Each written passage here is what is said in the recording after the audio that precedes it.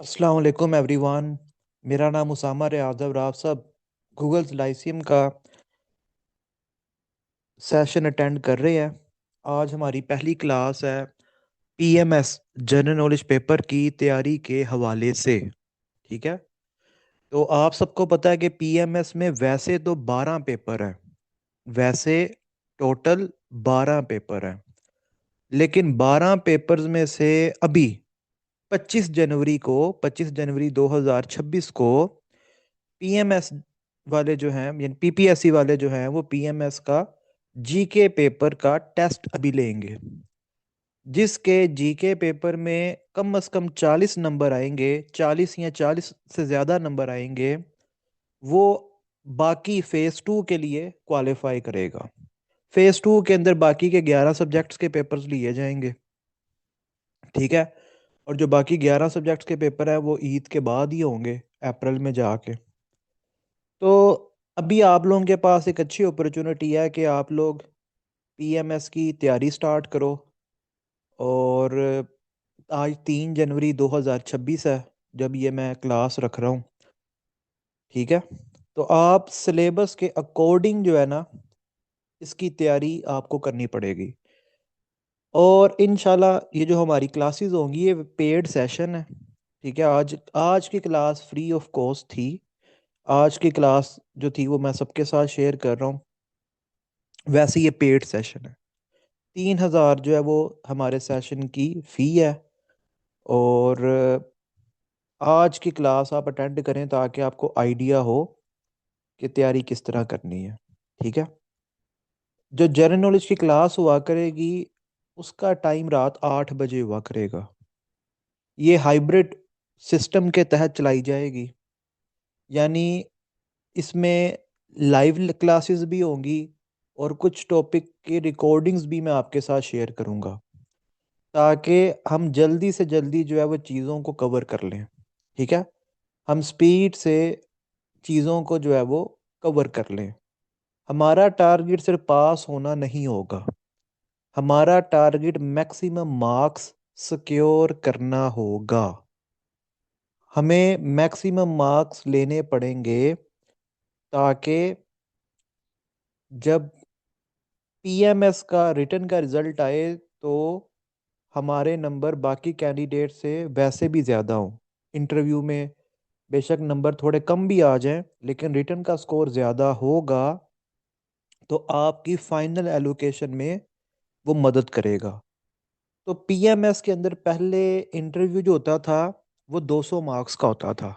तो सारे का सारा जो दारोमदार होता था सिलेक्शन का वो रिटर्न एग्जाम्स के मार्क्स के ऊपर होता था कि 200 में से आप मैक्सिमम कितने को ले लेंगे। ज़्यादा फर्क नहीं था होता कैंडिडेट्स के मार्क्स का इंटरव्यू के अंदर। तो इसलिए जिसके रिटर्न पार्ट में ज़्यादा नंबर होते थे वही पीएमएस में सिलेक्ट हो जाता था।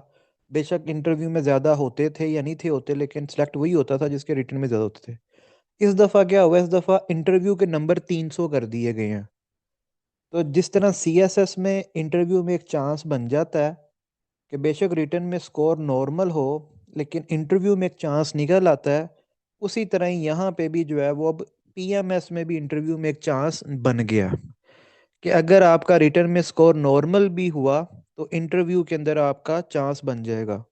लेकिन हमारा जो कंपटीशन है वो उन लोगों के साथ है जिन्होंने पहले भी पीएमएस दिया हुआ है। तो उन लोगों के साथ हमारा कंपटीशन है, इसलिए हमने अपने आप को इस तरह तैयार करना है कि हमारे नंबर उनसे ज़्यादा आए, हम रिटर्न पार्ट के अंदर भी उन्हें पीछे छोड़ें।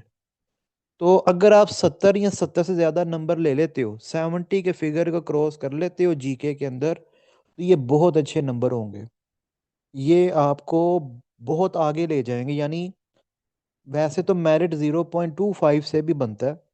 ठीक है। तो अगर आप बाकी कैंडिडेट्स की निस्बत यहाँ पे अगर आप 10-15 नंबर ज़्यादा ले जाओगे, इसका मतलब है कि कंपटीशन शुरू होने से पहले ही, यानी 11 पेपर्स होने से पहले ही आप उनसे 10-15 नंबर आगे होगे।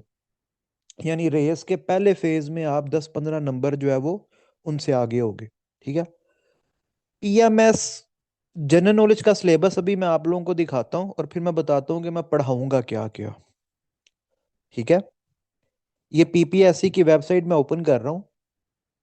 पीपीएससी की वेबसाइट मैंने ओपन की। यहाँ पे है डाउनलोड्स और पीएमएस सिलेबस। ठीक है, इधर है कंपलसरी पेपर्स का सिलेबस। कंपलसरी पेपर्स के सिलेबस को मैं ओपन किया। इसको मैंने जूम किया आपको ताकि ज़्यादा क्लैरिटी से नज़र आए। यहाँ पे है जनरल नॉलेज। अच्छा जी, आज 3 जनवरी को तो हमारी जनरल नॉलेज की पहली क्लास है। मंडे को इंग्लिश प्रेसी एंड कंपोजिशन की पहली क्लास होगी और ट्यूसडे को इंग्लिश एसे की। ठीक है। इंग्लिश एसे का भी 1 मंथ का सेशन है, इंग्लिश प्रेसी का भी 1 मंथ का सेशन है और जनरल नॉलेज का भी 1 मंथ का सेशन है। आप ये तीनों सब्जेक्ट्स अलग-अलग भी, यानी जिसने जस्ट जनरल नॉलेज की क्लासेस लेनी है वो अकेली जनरल नॉलेज की क्लासेस भी ले सकता है। जिसने जस्ट इंग्लिश प्रेसी एंड कंपोजिशन की क्लासेस लेनी है वो जस्ट इंग्लिश प्रेसी एंड कंपोजिशन की क्लासेस भी ले सकता है। जिसने जस्ट इंग्लिश ऐसे की क्लासेस लेनी है वो जस्ट इंग्लिश ऐसे की भी क्लासेस ले सकता है। जनरल नॉलेज सेशन की फ़ीस 3,000 है। जिसने जस्ट इंग्लिश पैसे की क्लासेस लेनी है उसकी फ़ीस 5,000 होगी। जिसने जस्ट इंग्लिश ऐसे की क्लासेस लेनी है उसकी फ़ीस 5,000 होगी। अगर किसी स्टूडेंट ने इंग्लिश ऐसे और इंग्लिश प्रेसी की क्लासेस लेनी है तो फिर उसको डिस्काउंट मिलेगा और वो 10,000 पे करने के बजाय 8,000 पे करेगा। यानी जिसने इंग्लिश के दोनों सब्जेक्ट्स की क्लासेस लेनी है वो 10,000 के बजाय 8,000 फ़ी पे करेगा। और अगर किसी ने तीनों सब्जेक्ट्स की क्लास लेनी है, यानी जनरल नॉलेज की भी क्लास लेनी है, इंग्लिश प्रेसी की भी क्लास लेनी है, इंग्लिश ऐसे की भी क्लास लेनी है, तो फिर वो 10,500 पे करेगा। और 10,500 फ़ी पे करने का आपको ये भी फ़ायदा होगा कि जो कंपलसरी सब्जेक्ट्स हैं बाकी तीन, उर्दू, पाकिस्तान स्टडीज़, इस्लामियात, उन तीनों सब्जेक्ट्स की आपको गाइडेंस मिलेगी। आपको प्रॉपर जो है वो गाइडेंस भी मिलेगी उन तीनों सब्जेक्ट्स की। यानी 3 सब्जेक्ट्स की फ़ी एक तो आप डिस्काउंट में पे करोगे और बाकी 3 सब्जेक्ट्स की जो गाइडेंस है वो आपको फ्री ऑफ कॉस्ट मिलेगी। उनके गाइडेंस लेक्चर्स होंगे बाकी 3 सब्जेक्ट्स के। तो आप 10,500 में 6 कंपलसरी सब्जेक्ट्स जो है वो ख़त्म कर लोगे। ठीक है। तो एक तो फ़ी भी डिस्काउंट में और दूसरा 3 सब्जेक्ट्स की गाइडेंस भी फ्री में। ओके, जनरल नॉलेज के अंदर जो पहला कंटेंट है वो है करंट अफेयर्स। मैं आपको करंट अफेयर्स करवाऊंगा और ये करंट अफेयर्स के सारे कंटेंट्स मैं करवाऊंगा। ठीक है। सबसे पहले तो उसने कहा हुआ है कि पाकिस्तान के economic, social and political issues, regional disparities, water scarcity, cyber laws, water scarcity, ठीक है, साइबर लॉज, ये टॉपिक्स भी मैं आपको करवाऊंगा। फिर पाकिस्तान के जो रिलेशंस हैं इंडिया के साथ, अफगानिस्तान के साथ, ईरान के साथ, चाइना के साथ, वो भी मैं आपको करवाऊंगा। पाकिस्तान के रिलेशन मुस्लिम वर्ल्ड के साथ क्या हैं उसके ऊपर भी हम एमसीक्यूज करेंगे। एमसीक्यूज नहीं करेंगे, डिटेल लेक्चर्स होंगे। मैं बाकियों की तरह एमसीक्यूज नहीं करवाऊंगा कि एमसीक्यूज दे दी और कहानी खत्म। एमसीक्यूज नहीं होंगे, डिटेल लेक्चर्स होंगे। ठीक है। फिर इसके अलावा पाकिस्तान और जो दूसरी ऑर्गेनाइजेशंस हैं वो भी करेंगे, यानी यूएन, यूएन करवाऊंगा, यूरोपीय यूनियन करवाऊंगा, जो रीजनल ऑर्गेनाइजेशंस है ECO, SAARC, SCO, ASEAN, ARF. ठीक है। ये सारी की सारी करवाऊंगा मैं। फिर पाकिस्तान के रिलेशन यूएस के साथ, चाइना के साथ, यूरोपीय यूनियन के साथ, रशिया के साथ के हैं, ये सारे के सारे हम करेंगे।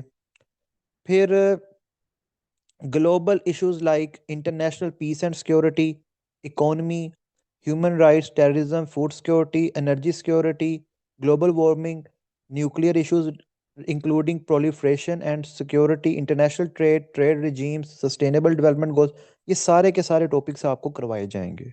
ठीक है। फिर relations with India including Kashmir dispute, middle east and south west Asia issues, ये भी करवाऊंगा सारे के सारे। ठीक है। ये जितने भी कंटेंट्स लिखे हुए हैं ना, स्पोर्ट्स का भी लेक्चर होगा, म्यूजिक के रिलेटेड भी लेक्चर होगा, कल्चर का भी लेक्चर होगा, लिटरेचर का भी लेक्चर होगा। ये जितने भी करंट अफेयर्स के कंटेंट्स लिखे हुए हैं ना, ये सारे के सारे करवाए जाएंगे। कोई भी करंट अफेयर्स का कंटेंट मैं मिस नहीं करवाऊंगा। ठीक है।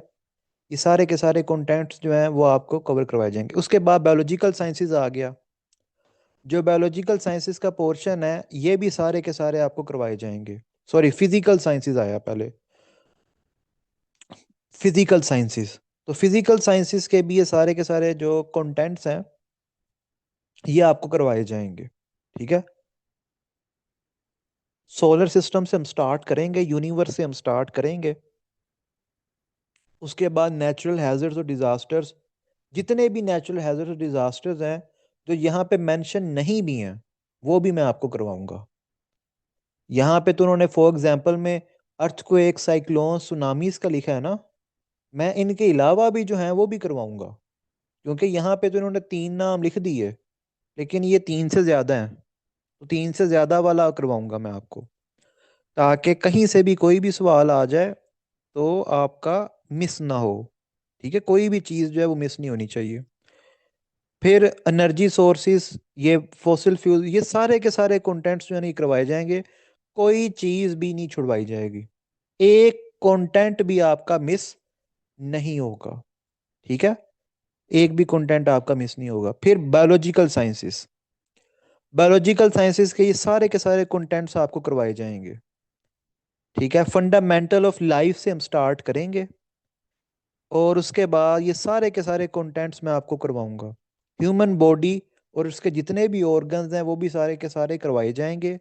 उनके फंक्शंस के हैं, उनके पार्ट्स के हैं, वो सारे के सारे आपको डिटेल से करवाए जाएंगे, कोई चीज़ भी नहीं छोड़ी जाएगी। फिर उसके बाद इन्वायरमेंट स्टडीज़, इन्वायरमेंट स्टडीज़ के जितने भी कंटेंट्स हैं ये सारे के सारे मैं आपको करवाऊंगा, और फिर मैं इनकी प्रैक्टिस भी आपको करवाऊंगा। ठीक है, प्रैक्टिस किस तरह करेंगे, टेस्ट लूंगा मैं। ठीक है, मैं आपका टेस्ट लूंगा, और टेस्ट लेके पहले पढ़ाऊंगा, पढ़ाने के बाद फिर मैं टेस्ट लूंगा, और टेस्ट लेके ताकि आपकी प्रैक्टिस भी हो जाए कि एमसीक्यूज किस तरह आएंगे। उसके बाद फूड साइंसेस, फूड साइंसेस छोटा सा ही है, लेकिन इसके भी सारे के सारे कंटेंट्स मैं करवाऊंगा। उसके बाद हमारे सेशन के अंदर जो है कंप्यूटर साइंस के भी सारी की सारी चीज़ें जो है कवर करवाई जाएंगी। ठीक है, तो ये सारी की सारी चीज़ें जो है knowledge of MS Word, Excel, PowerPoint, ये सारी की सारी चीज़ें जो है कवर करवाई जाएंगी। उसके बाद बेसिक मैथमेटिक्स। अब बेसिक मैथमेटिक्स का इन्होंने लिख तो दिया है, ठीक है, इन टॉपिक से अलावा भी टॉपिक्स आपको करवाए जाएंगे। ये टॉपिक्स तो हमने करने ही करने हैं, लेकिन इनके अलावा भी जो टॉपिक्स हैं मैथमेटिक्स के वो भी हम करेंगे। ठीक है, क्योंकि इनके अलावा भी कुछ चीज़ें मैथ के सवाल आ जाते होते हैं पेपर में, जो यहाँ पे मेंशन नहीं है लेकिन आ जाते हैं। उसके बाद जनरल नॉलेज, जनरल नॉलेज के अंदर इन्होंने यानी जनरल लिख दिया है। जनरल से मुराद जनरल इंफॉर्मेशन ले लो, जनरल नॉलेज ले लो, जो भी लेना है मतलब ले लो। ठीक है, उन्होंने सिर्फ वर्ड जनरल लिख दिया है। उन्होंने आगे नहीं लिखा कि ये जनरल इंफॉर्मेशन है, ये जनरल नॉलेज है, ये क्या चीज़ है। सिर्फ उन्होंने एक टर्म लिख दी, जनरल। बाकी उन्होंने कहा कि खुद ही अज्यूम करते रहो, जो मर्जी कर लो, जनरल इंफॉर्मेशन कहना तो वो कह लो, जनरल नॉलेज कहना तो वो कह लो। जनरल के अंदर फेमस साइंटिस्ट और उनके क्लेम टू फेम, वो फेमस क्यों है।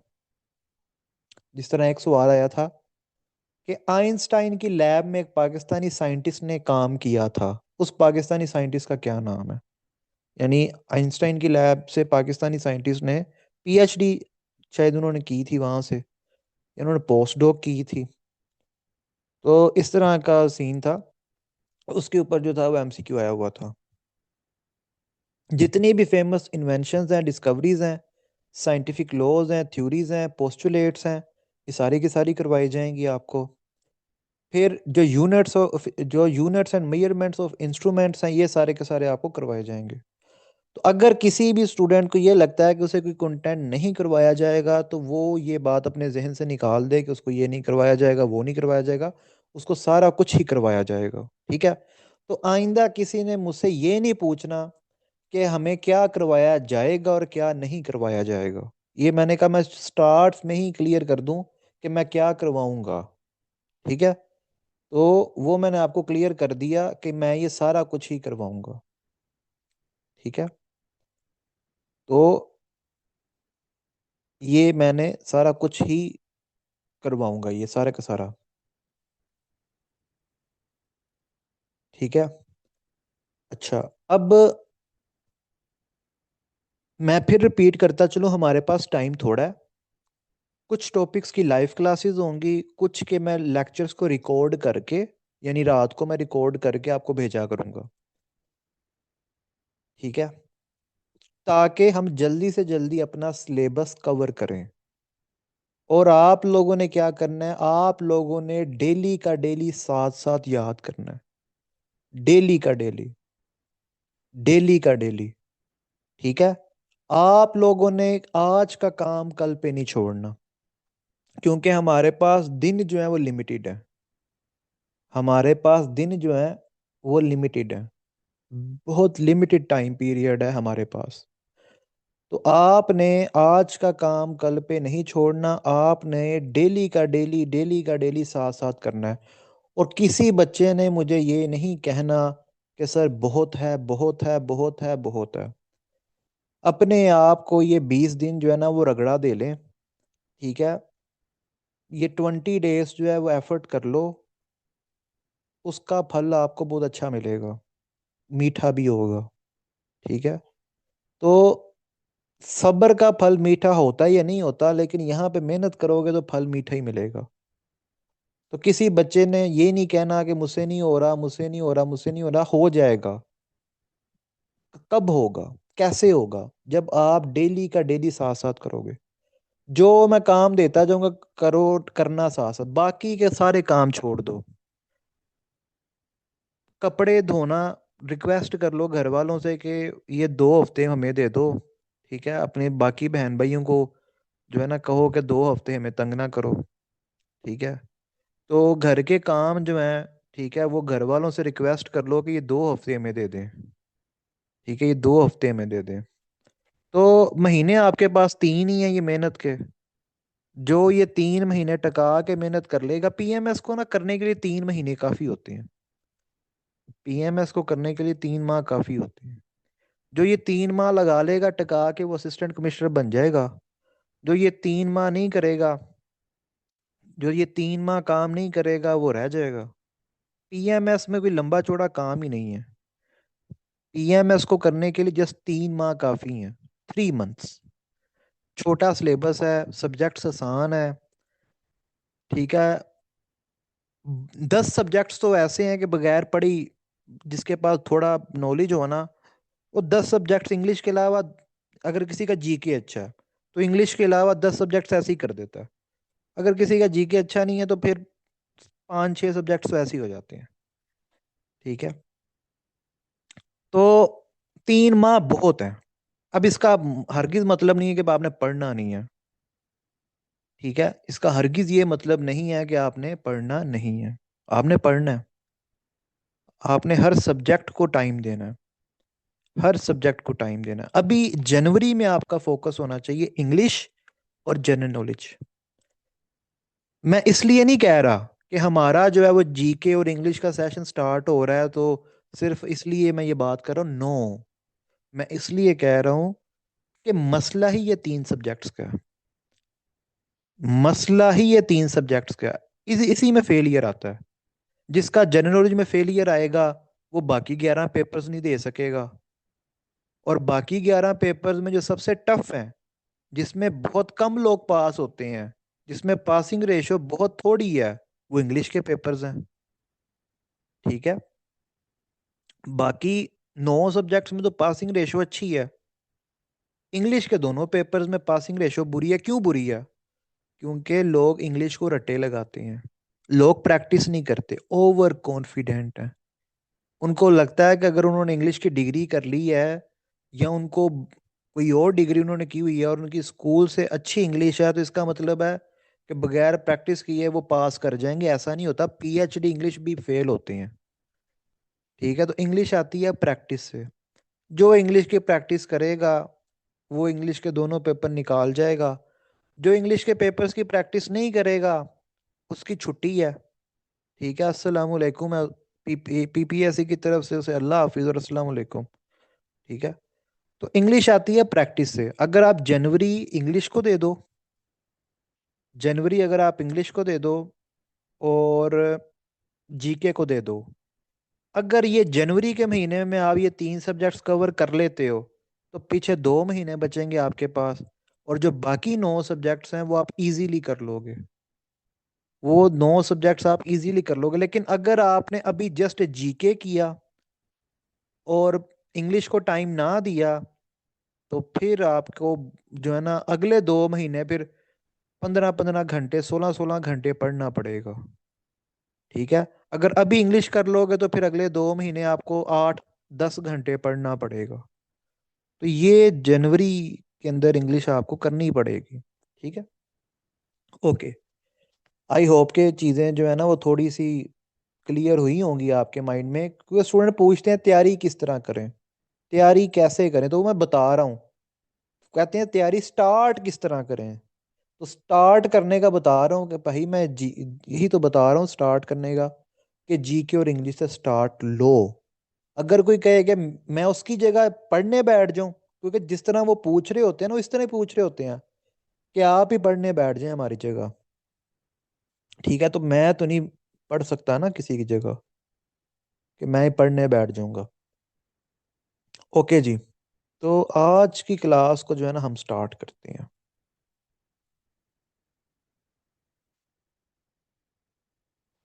डियर स्टूडेंट्स, आपको पता है कि इसके अंदर ज्योग्राफी के भी कंटेंट्स हैं। ठीक है, और इसके अंदर रुकिए 1 मिनट, मैं स्लाइड्स ओपन कर लूँ।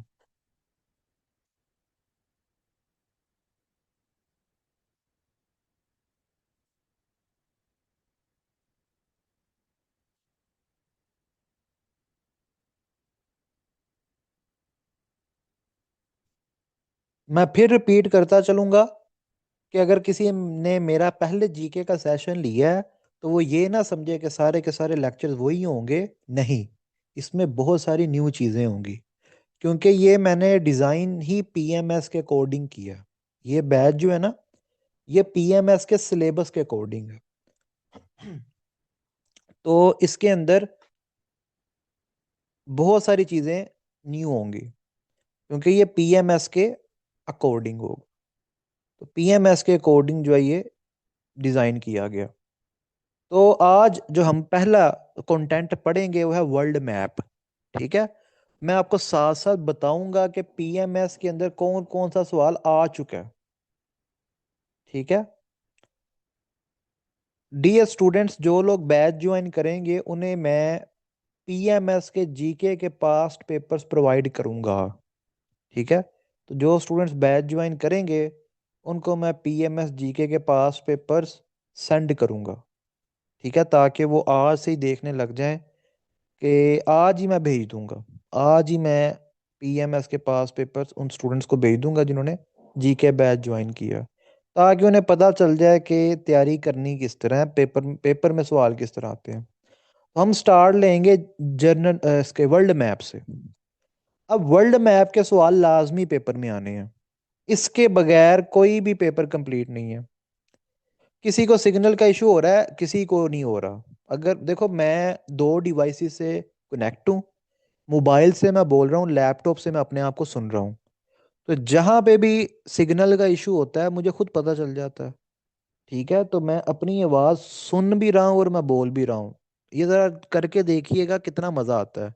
ठीक है, आप जो है ना वो अपनी आवाज से जो है ना नफरत करने लगेंगे कि ये क्या कर रहा हूँ मैं। तो आप करके देखिएगा कि मैं इतनी मुशक्कत क्यों करता हूँ, ताकि अगर मेरी तरफ सिग्नल का इशू हो तो मुझे पता चल जाए और मेरी क्लास जो है वो स्मूथली हो। ये नहीं है कि मेरे सिग्नल खराब हो और बच्चों को आवाज़ ना आ रही हो, स्टूडेंट्स को आवाज़ ना आ रही हो, और मैं पढ़ाई जाऊँ पढ़ाई जाऊँ पढ़ाई जाऊँ।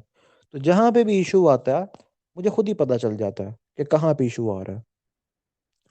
ओके। तो वर्ल्ड मैप की बात करते हैं। तो वर्ल्ड मैप से हम अपना स्टार्ट करते हैं आज के कंटेंट को, आज के लेक्चर को। World map. अब डियर स्टूडेंट्स, पेपर में सवाल ये आ चुका है और पीएमएस के अंदर ही ये क्वेश्चन आ चुका है कि कितने परसेंट अर्थ सरफेस को वाटर ने कवर किया हुआ है। ये पीएमएस का सवाल है, ये पीपीएससी का सवाल नहीं है, ये पीपीएससी वन पेपर का सवाल नहीं है, ये पीएमएस जीके के पेपर का सवाल है। आज मैं पास पेपर शेयर करूंगा, उसके अंदर आपको नजर आ जाएगा। ठीक है, तो कितने परसेंट अर्थ सरफेस को पानी ने कवर किया हुआ है? तो 71%। ठीक है, 71% अर्थ सरफेस को वाटर ने कवर किया हुआ, पानी ने कवर किया हुआ है। ठीक है, फिर पेपर के अंदर क्वेश्चन आता है कि कितने परसेंट अर्थ सरफेस को लैंड ने कवर किया हुआ है। ठीक है, तो 29%।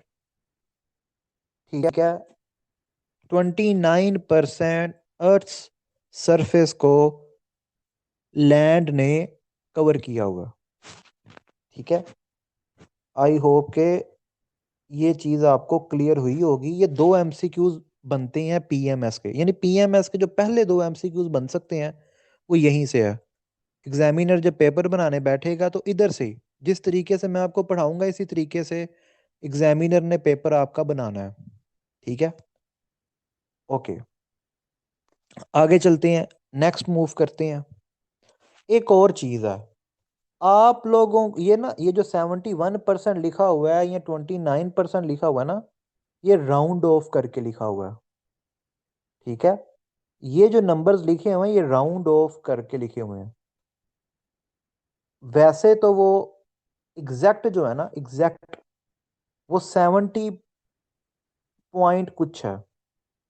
ठीक है, 70 पॉइंट कुछ है, और जो लैंड है वो 29.3 है, ये 29.2 है।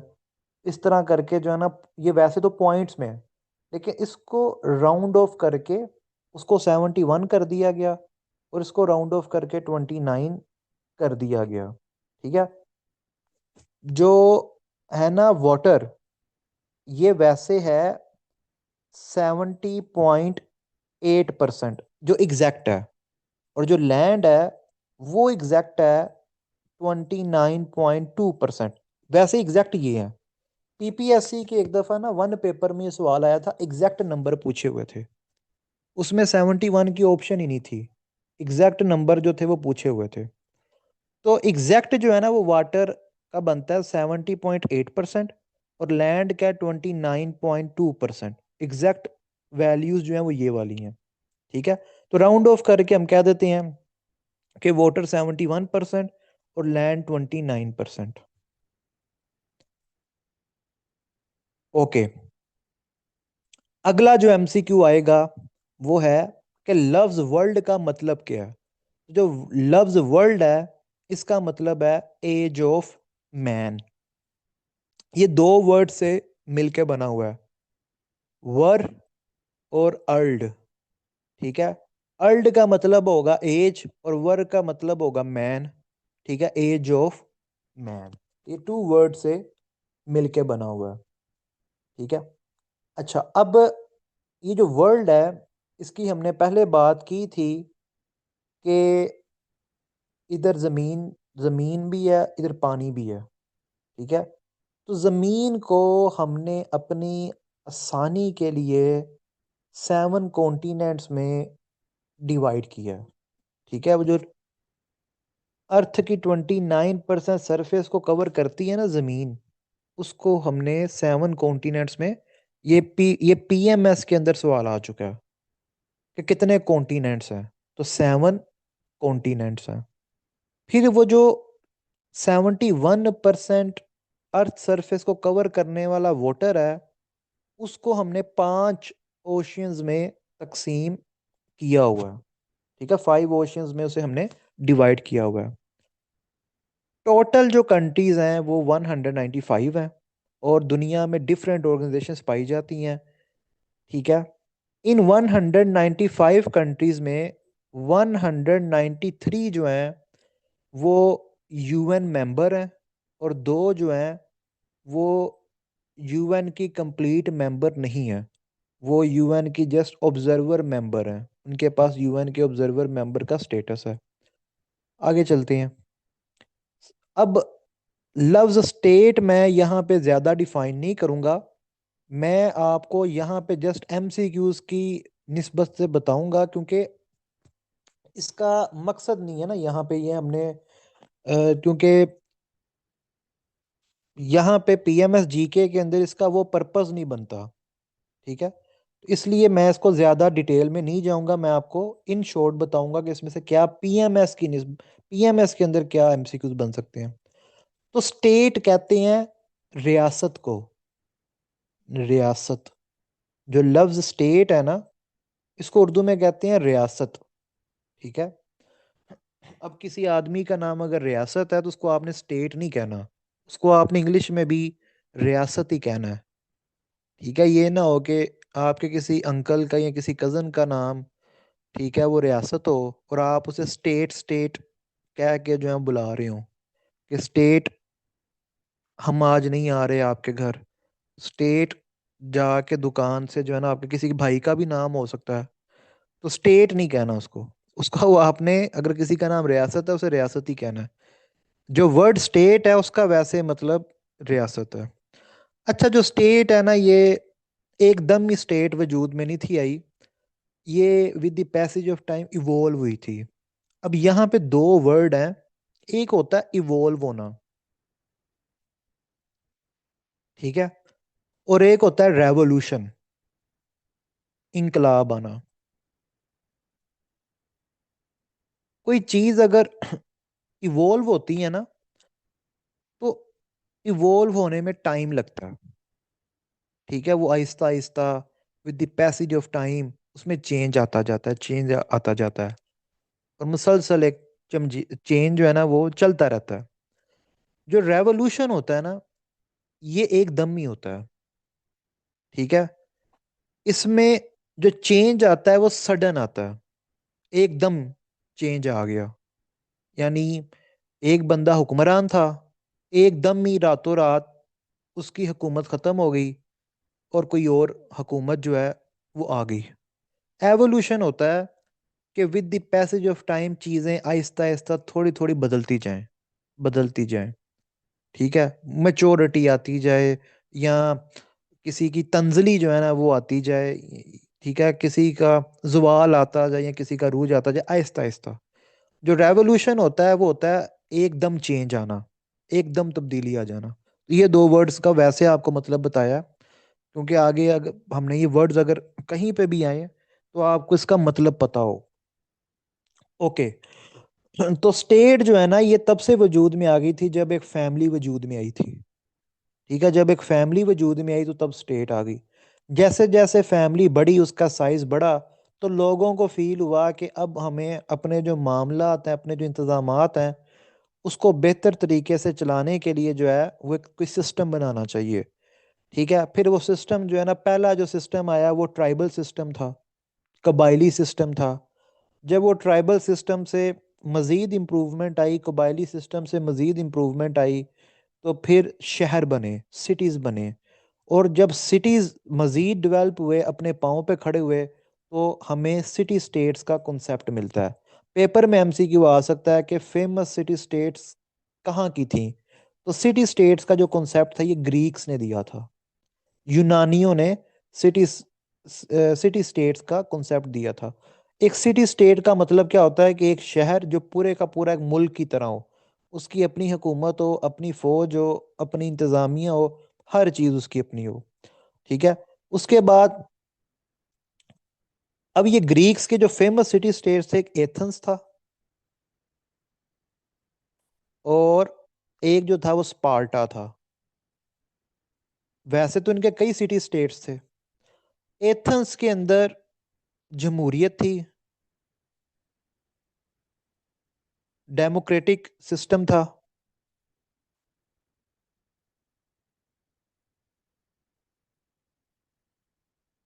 डेमोक्रेसी। जो स्पार्टा था वहां पे थी बादशाहत, मुनारकी। इसके भी एमसीक्यू आ सकते हैं, इसलिए लिखा है मैंने। स्पार्टा में थी मुनारकी। ठीक है, अच्छा, इन दोनों शहरों के दरमियान एक बड़ी फेमस जंग हुई है हिस्ट्री के पॉइंट ऑफ व्यू से। ठीक है, इन दोनों के दरमियान बहुत फेमस जंग हुई थी, उसका भी एमसीक्यू आ सकता है। तो वो उस जंग का नाम था पेलोपनेसियन वॉर। PELOPONNESIAN।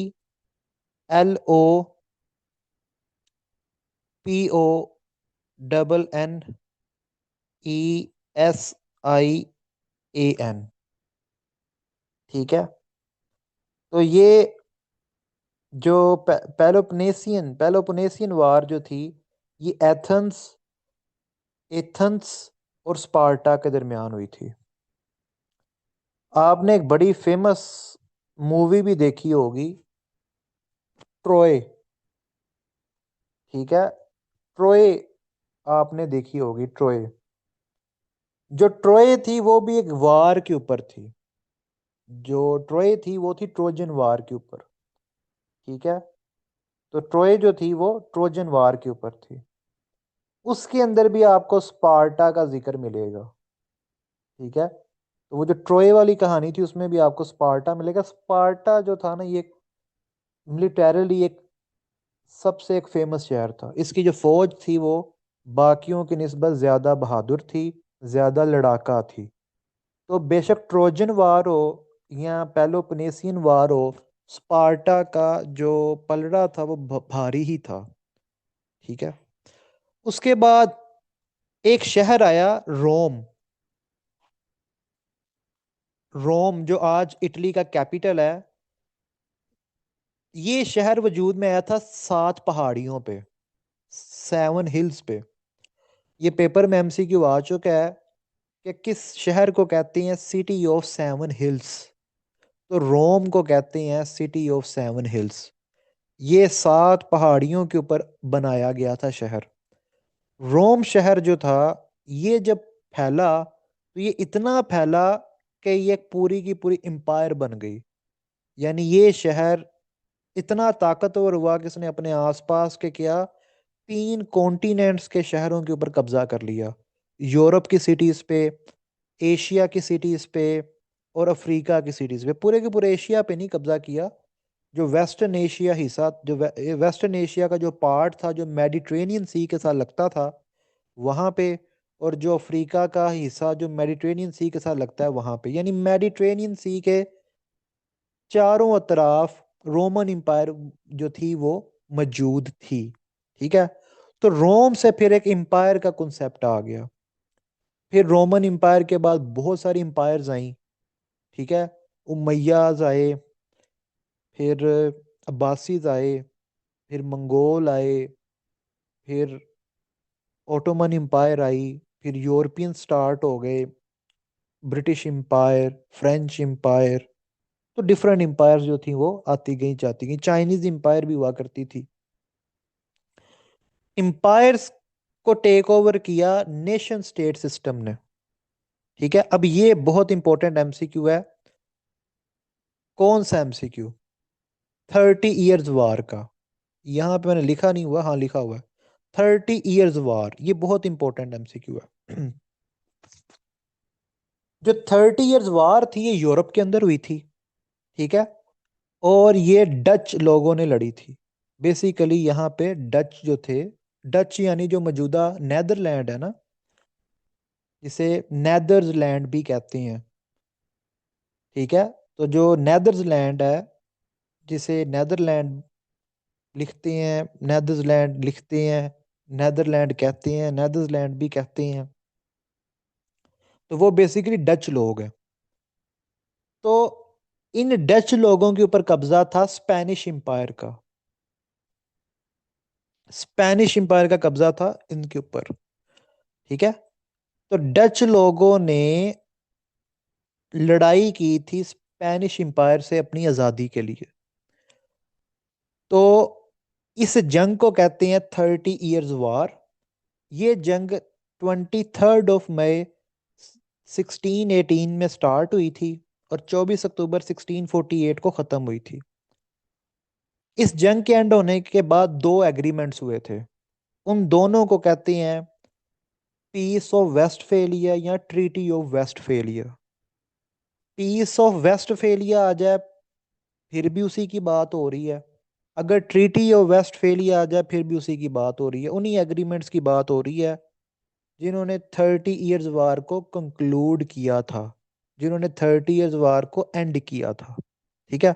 बाकी 30 इयर्स वार में क्या क्या हुआ था वो फिर जब आपका पेपर हो जाएगा ना, वो एक दिन मैं रखूंगा, उसके अंदर मैं आपको बता दूंगा। अभी वो आपसे रेलिवेंट नहीं है। अभी जो चीज़ रेलिवेंट है वो मैं आपको बता देता हूँ कि स्पेनिश जो एम्पायर थी वो कौन सी फैमिली चला रही थी, तो वो हैप्सबर्ग, हैप्सबर्ग परिवार।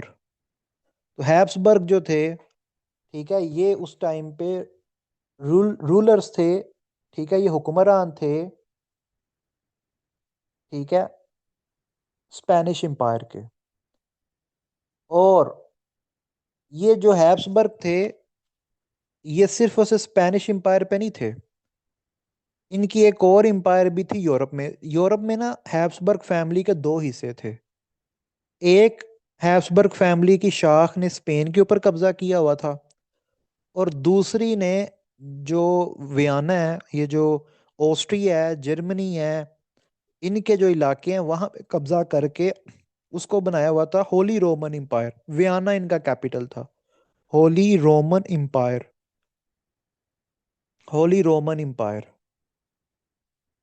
तो होली रोमन एम्पायर वाले भी हैब्सबर्ग ही थे। तो ये एक ही परिवार था।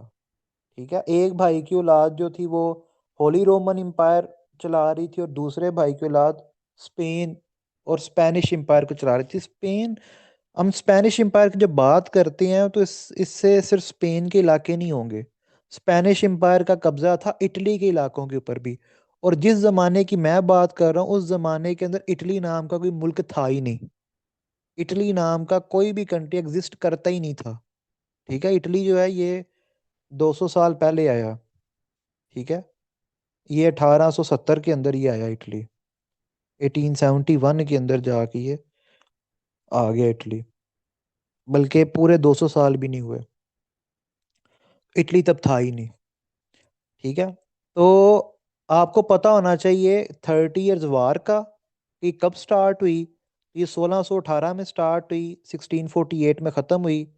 30 इयर्स वार के बाद कौन सी ट्रीटी हुई, तो पीस ऑफ वेस्टफेलिया हुई, जिसे ट्रीटी ऑफ वेस्टफेलिया भी कहते हैं। ये रीसेंट पेपर्स में भी एमसीक्यूज इसके ऊपर आया हुआ है। उसके बाद treaty of Westphalia, treaty of Westphalia से दो कॉन्सेप्ट आए थे। एक स्टेट सोवेरेनिटी का आया था। स्टेट सोवेरेनिटी यानी जो भी रियासत होगी वो एक नेशन की बुनियाद पे बनेगी। यानी पहले ये होता था कि जिसका जिसके ऊपर कब्जा है ना वो एक ही कौम है। ठीक है, बेशक वो कोई भी कितनी दूर रहते हैं, जो मर्जी है, वो जी एक ही मुल्क है। तो यहाँ पे इन्होंने डच लोगों ने कहा कि किस तरह एक मुल्क हो गया, हम डच हैं, हमारी जुबान डच है, हमारा लिबास और है, हमारा फिरका और है, हमारे रस्म व रिवाज और हैं, तो स्पेन वाले कहाँ पे हैं? बस कब्जा करके बैठे हुए हैं। हम तो नहीं स्पेन को अपनी नेशन मानते, सॉरी, स्पेन को जो है ना हम अपना जो है ना वो लीगल हुक्मरान नहीं मानते।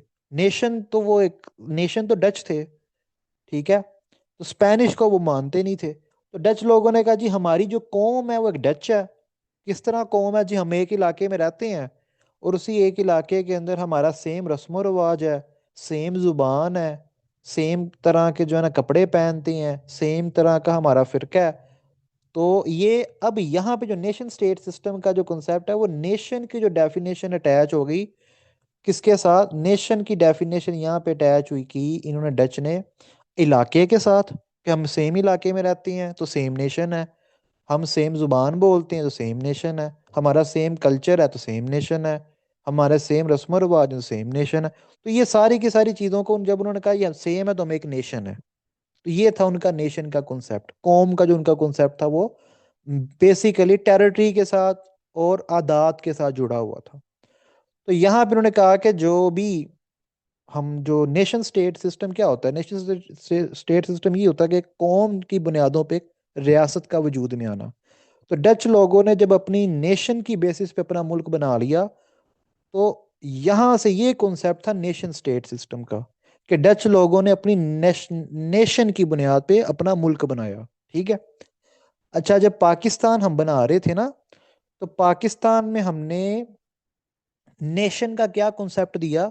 हमने पाकिस्तान बनाते हुए नेशन के कॉन्सेप्ट को जोड़ा था मजहब के साथ। ठीक है।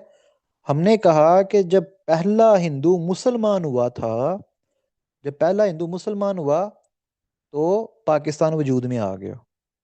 समझ आई बात की?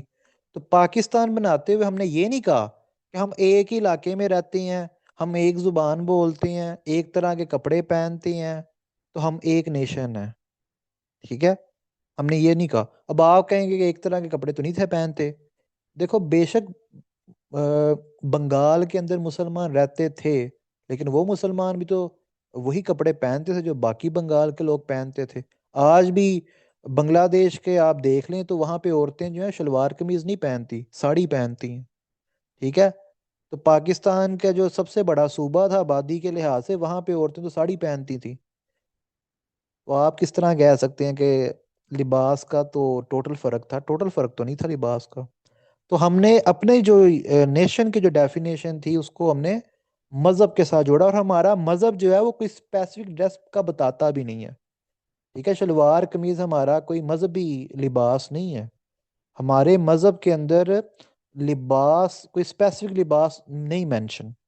ठीक है। कोई आप ये नहीं कह सकते कि ये फलां लिबास जो ये हमारे मजहब का लिबास है, अगर इसके अलावा कोई लिबास पहनेंगे तो हमारे मजहब का नहीं होगा।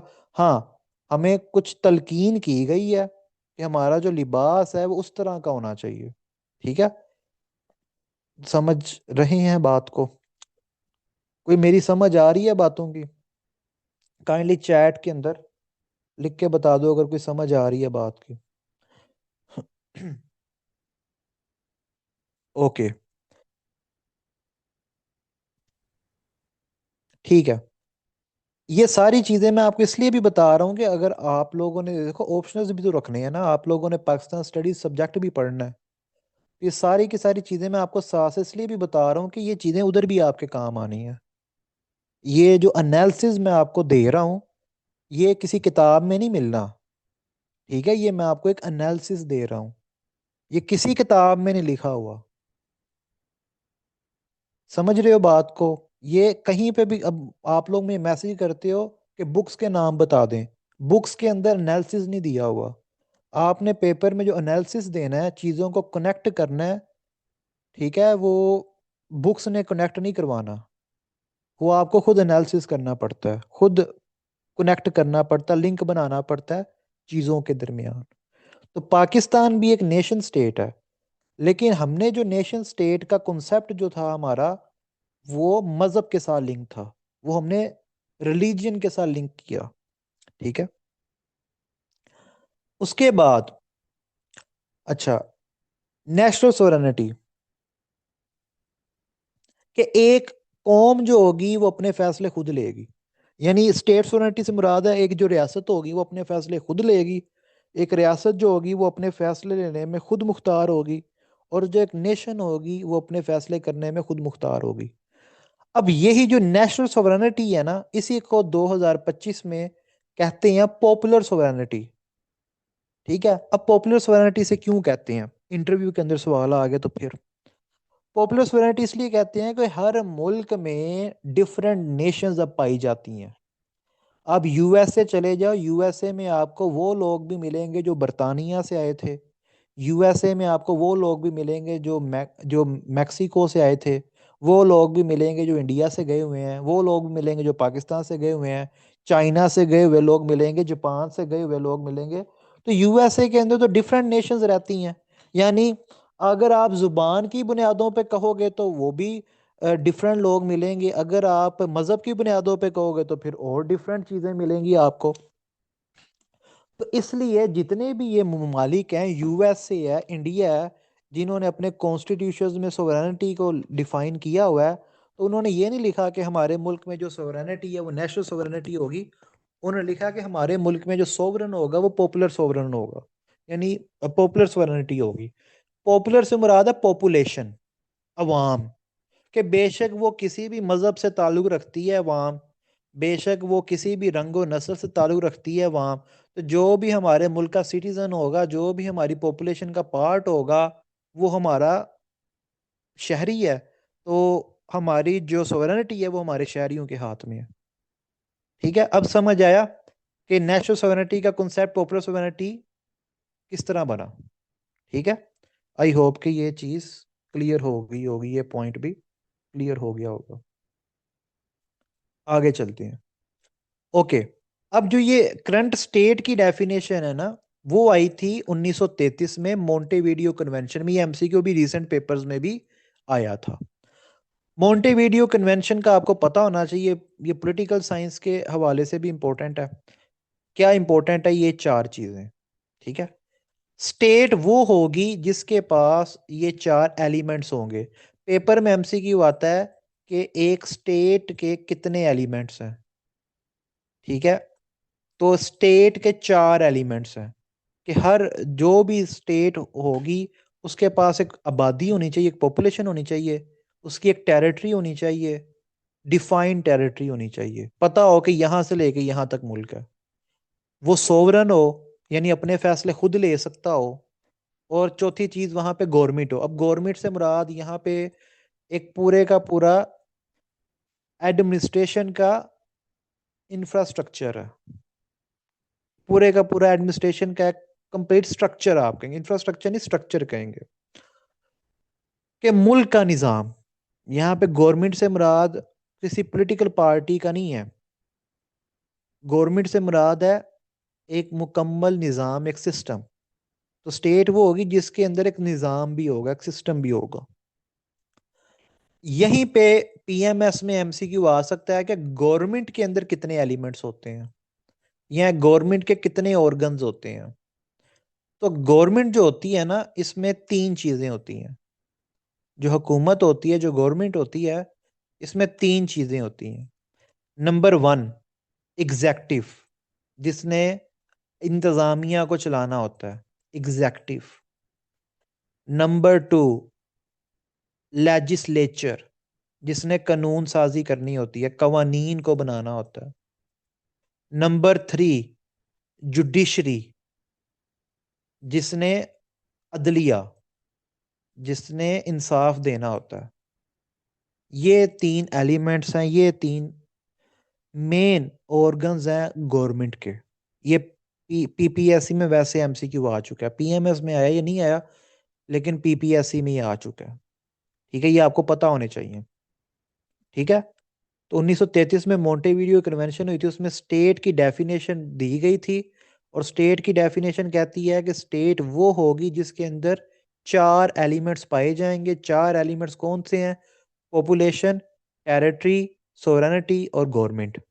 और गवर्नमेंट के अंदर कितने एलिमेंट्स हैं? तीन, एग्जेक्टिव, लेजिस्लेचर, जुडिशरी।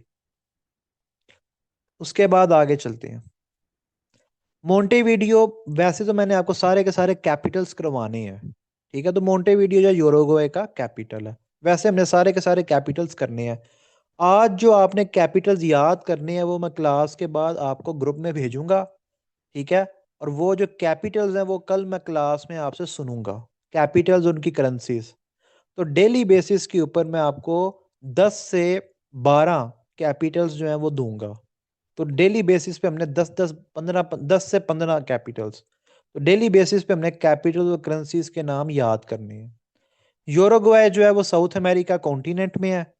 और पहला जो, अब स्पोर्ट्स का एमसीक्यू यहाँ पे आ गया, बड़ा इंपॉर्टेंट है कि पहला फुटबॉल वर्ल्ड कप कब हुआ था। तो पहला फुटबॉल वर्ल्ड कप हुआ था 1930 में। और 1930 में जो पहला फुटबॉल वर्ल्ड कप हुआ था, ये यूरुग्वे ने करवाया था। यूरुग्वे इसका होस्ट था, और इसको विन भी यूरुग्वे ने किया। यूरुग्वे ने अभी तक दो फुटबॉल वर्ल्ड कप जो है जीते हुए हैं। ठीक है, टू फुटबॉल वर्ल्ड कप जो है वो यूरुग्वे जीता हुआ है। तो 1930 और 1950 का, तो 1930 का आपने याद रखना है कि ये यूरुग्वे ने जीता था। उसके बाद यूएन की बात करते हैं, तो यूएन का भी हमने डिटेल से नहीं पढ़ना, जब ऑर्गेनाइजेशंस का लेक्चर होगा उसमें मैं आपको डिटेल से पढ़ाऊंगा। तो आई थिंक मैं ना आपको कल ही ऑर्गेनाइजेशंस पढ़ा दूंगा। ठीक है, कल मैं आपको करंट अफेयर स्टार्ट करवाऊंगा, क्योंकि पहला कंटेंट करंट अफेयर्स है। तो कल संडे वाले दिन हमारे पास टाइम भी होगा, तो कल इंशाल्लाह हम करंट अफेयर्स जो है ना स्टार्ट कर देंगे। करंट अफेयर स्टार्ट करने से पहले मैं आपको वर्ल्ड मैप इसलिए करवाना चाहता हूँ ताकि आपको थोड़ा सा दुनिया के नक्शे की नो हाउ हो जाए, और कल हम इंशाल्लाह करंट अफेयर्स को स्टार्ट कर देंगे। तो यूनाइटेड नेशंस के टोटल मेंबर है 193। इन 193 के अलावा दो ऑब्जर्वर मेंबर्स भी हैं।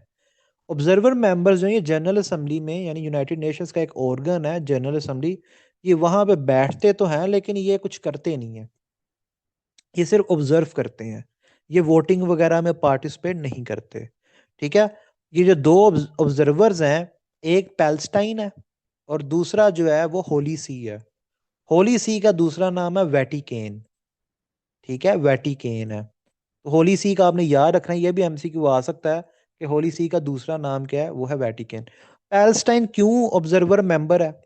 देखो, यूएन की मेंबरशिप के ना स्टेप्स हैं कुछ, कि पहले तो आप रजिस्ट्रेशन करवाते हो कि जी मैं स्टेट, जो है ना, मैं एक स्टेट हूँ, तो मैं यूएन का मेंबरशिप जो है ना हासिल करना, वो एक प्रोसेस इनिशिएट होता है। फिर उस जब वो प्रोसेस इनिशिएट होता है तो आपको एक पहले एक सब स्टेटस मिलता है, फिर उसके बाद वोटिंग होती है, उसके बाद फिर आपको ऑब्जर्वर का स्टेटस दिया जाता है, और फिर दोबारा वोटिंग होती है कि क्या इसको जो है वो अब फुल मेंबरशिप देनी चाहिए नहीं देनी चाहिए। तो फिर वो उस वोटिंग के अंदर जो है वो फिर फुल मेंबरशिप का डिसीजन होता है। फिर यूएन सिक्योरिटी काउंसिल से भी आमादगी चाहिए होती है, उसकी भी रजामंदी चाहिए होती है। तो यूएन सिक्योरिटी काउंसिल की रजामंदी के बगैर तो नहीं मेंबरशिप मिल सकती। तो ये एक स्टेप्स हैं। तो जो पैलेस्टाइन है, ये होली सी है, ये अपने सेकंड स्टेप पे पहुंच गए हैं। ठीक है। अब इनकी वोटिंग होती है यूएन सिक्योरिटी काउंसिल के अंदर, यानी पैलेस्टाइन की वोटिंग होती है कि पैलेस्टाइन को एक फुल स्टेट बना दिया जाए। तो पहले तो वो यूएन सिक्योरिटी काउंसिल के अंदर करारदाद पेश होती है, यूएन सिक्योरिटी काउंसिल से पास करेगी, फिर वो जनरल असेंबली के अंदर मुद्दा जाएगा। लेकिन यूएन जनरल असेंबली के सॉरी यूएन सिक्योरिटी काउंसिल के अंदर यूएसए बैठा हुआ है, और आपको पता है कि यूएन सिक्योरिटी काउंसिल में P5 जो है, जो 5 ममालिक ऐसे हैं, यूएसए, रशिया, फ्रांस, बरतानिया, चाइना, के जिनके पास वीटो पावर है। तो जब भी वो पैलेस्टाइन की करारदाद आती है यूएन सिक्योरिटी काउंसिल में, तो यूएसए से वीटो कर देता है। तो वो मामला जो है वो जनरल असेंबली में वो जा ही नहीं रहा। ठीक है। तो वो यूएसए जो है वो यूएन सिक्योरिटी काउंसिल में ही उसको रोक के बैठा हुआ है। तो इसलिए जो है ना वो पैलेस्टाइन एक स्टेट नहीं बन पा रहा। अगर पैलेस्टाइन मुकम्मल स्टेट बन जाए, उसे एक कंप्लीट स्टेटस मिल जाए, यूएन की मेंबरशिप मिल जाए, ठीक है, ऑब्जर्वर मेंबर से उसका स्टेटस फुल मेंबर का हो जाए, तो फिर इसराइल उसके ऊपर इस तरह अटैक नहीं कर सकेगा। क्योंकि अगर इसराइल उसके ऊपर अटैक करेगा तो फिर यूएन को उसके अगेंस्ट एक्शन लेना पड़ेगा। फिर यूएन को इसराइल के अगेंस्ट एक्शन लेना पड़ेगा। अब आप लोग सोच रहे होंगे कि सर आज तो वेनेजुएला के सदर को अमेरिका ने किडनैप कर लिया है, और ना सिर्फ वेनेजुएला के सदर को बल्कि उसकी जो बीवी, जो वाइस प्रेसिडेंट है, उसको भी किडनैप कर लिया है। तो वेनेजुएला के प्रेसिडेंट और वाइस प्रेसिडेंट को किडनैप कर लिया है, तो अमेरिका के ऊपर अब यूएन क्या करेगा? तो यूएन कुछ नहीं करेगा। क्यों नहीं करेगा? क्योंकि यूएन सिक्योरिटी काउंसिल के अंदर ये चीज़ डिसाइड होती है, जो अग्रेसर होता है उसके खिलाफ जो मामला तय किए जाते हैं कि इस अग्रेसर को जो है वो अब कंट्रोल करना है, तो वो यूएन सिक्योरिटी काउंसिल में मामला जो है वो देखे जाते हैं। तो जो भी मुल्क यूएन सिक्योरिटी काउंसिल में यूएसए के खिलाफ करारदाद पेश करेगा, तो यूएसए उसे सिंपली वीटो कर देगा। यूएसए कहेगा कि जी हम इसे वीटो कर रहे हैं। तो जिसके पास वीटो की पावर है वो वीटो कर दे, इसका मतलब है वो काम नहीं हो सकता। एक भी मुल्क वीटो कर दे, इसका मतलब है कि ये अब हो ही नहीं सकता। तो जब सबको पता है कि यूएसए के पास वीटो पावर है, तो किसी ने करारदाद लेकर भी नहीं आनी। कोई मुल्क क्यों यूएसए के खिलाफ करारदाद ला के अपने ताल्लुकात खराब करे, जब उसे पता है कि एंड रिजल्ट वीटो होगा। समझ आई अब कि यूएसए के खिलाफ क्यों नहीं कार्रवाई हो सकती? क्लियर हुआ?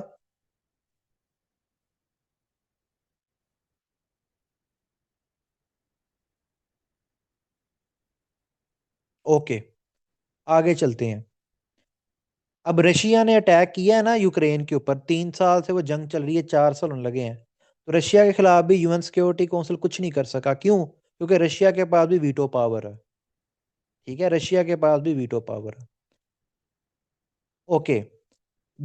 अब टाइप्स ऑफ स्टेट की बात करते हैं। ठीक है। अब इनके भी ना एमसीक्यूज बनते हैं। तो दो तरह की स्टेट होती है।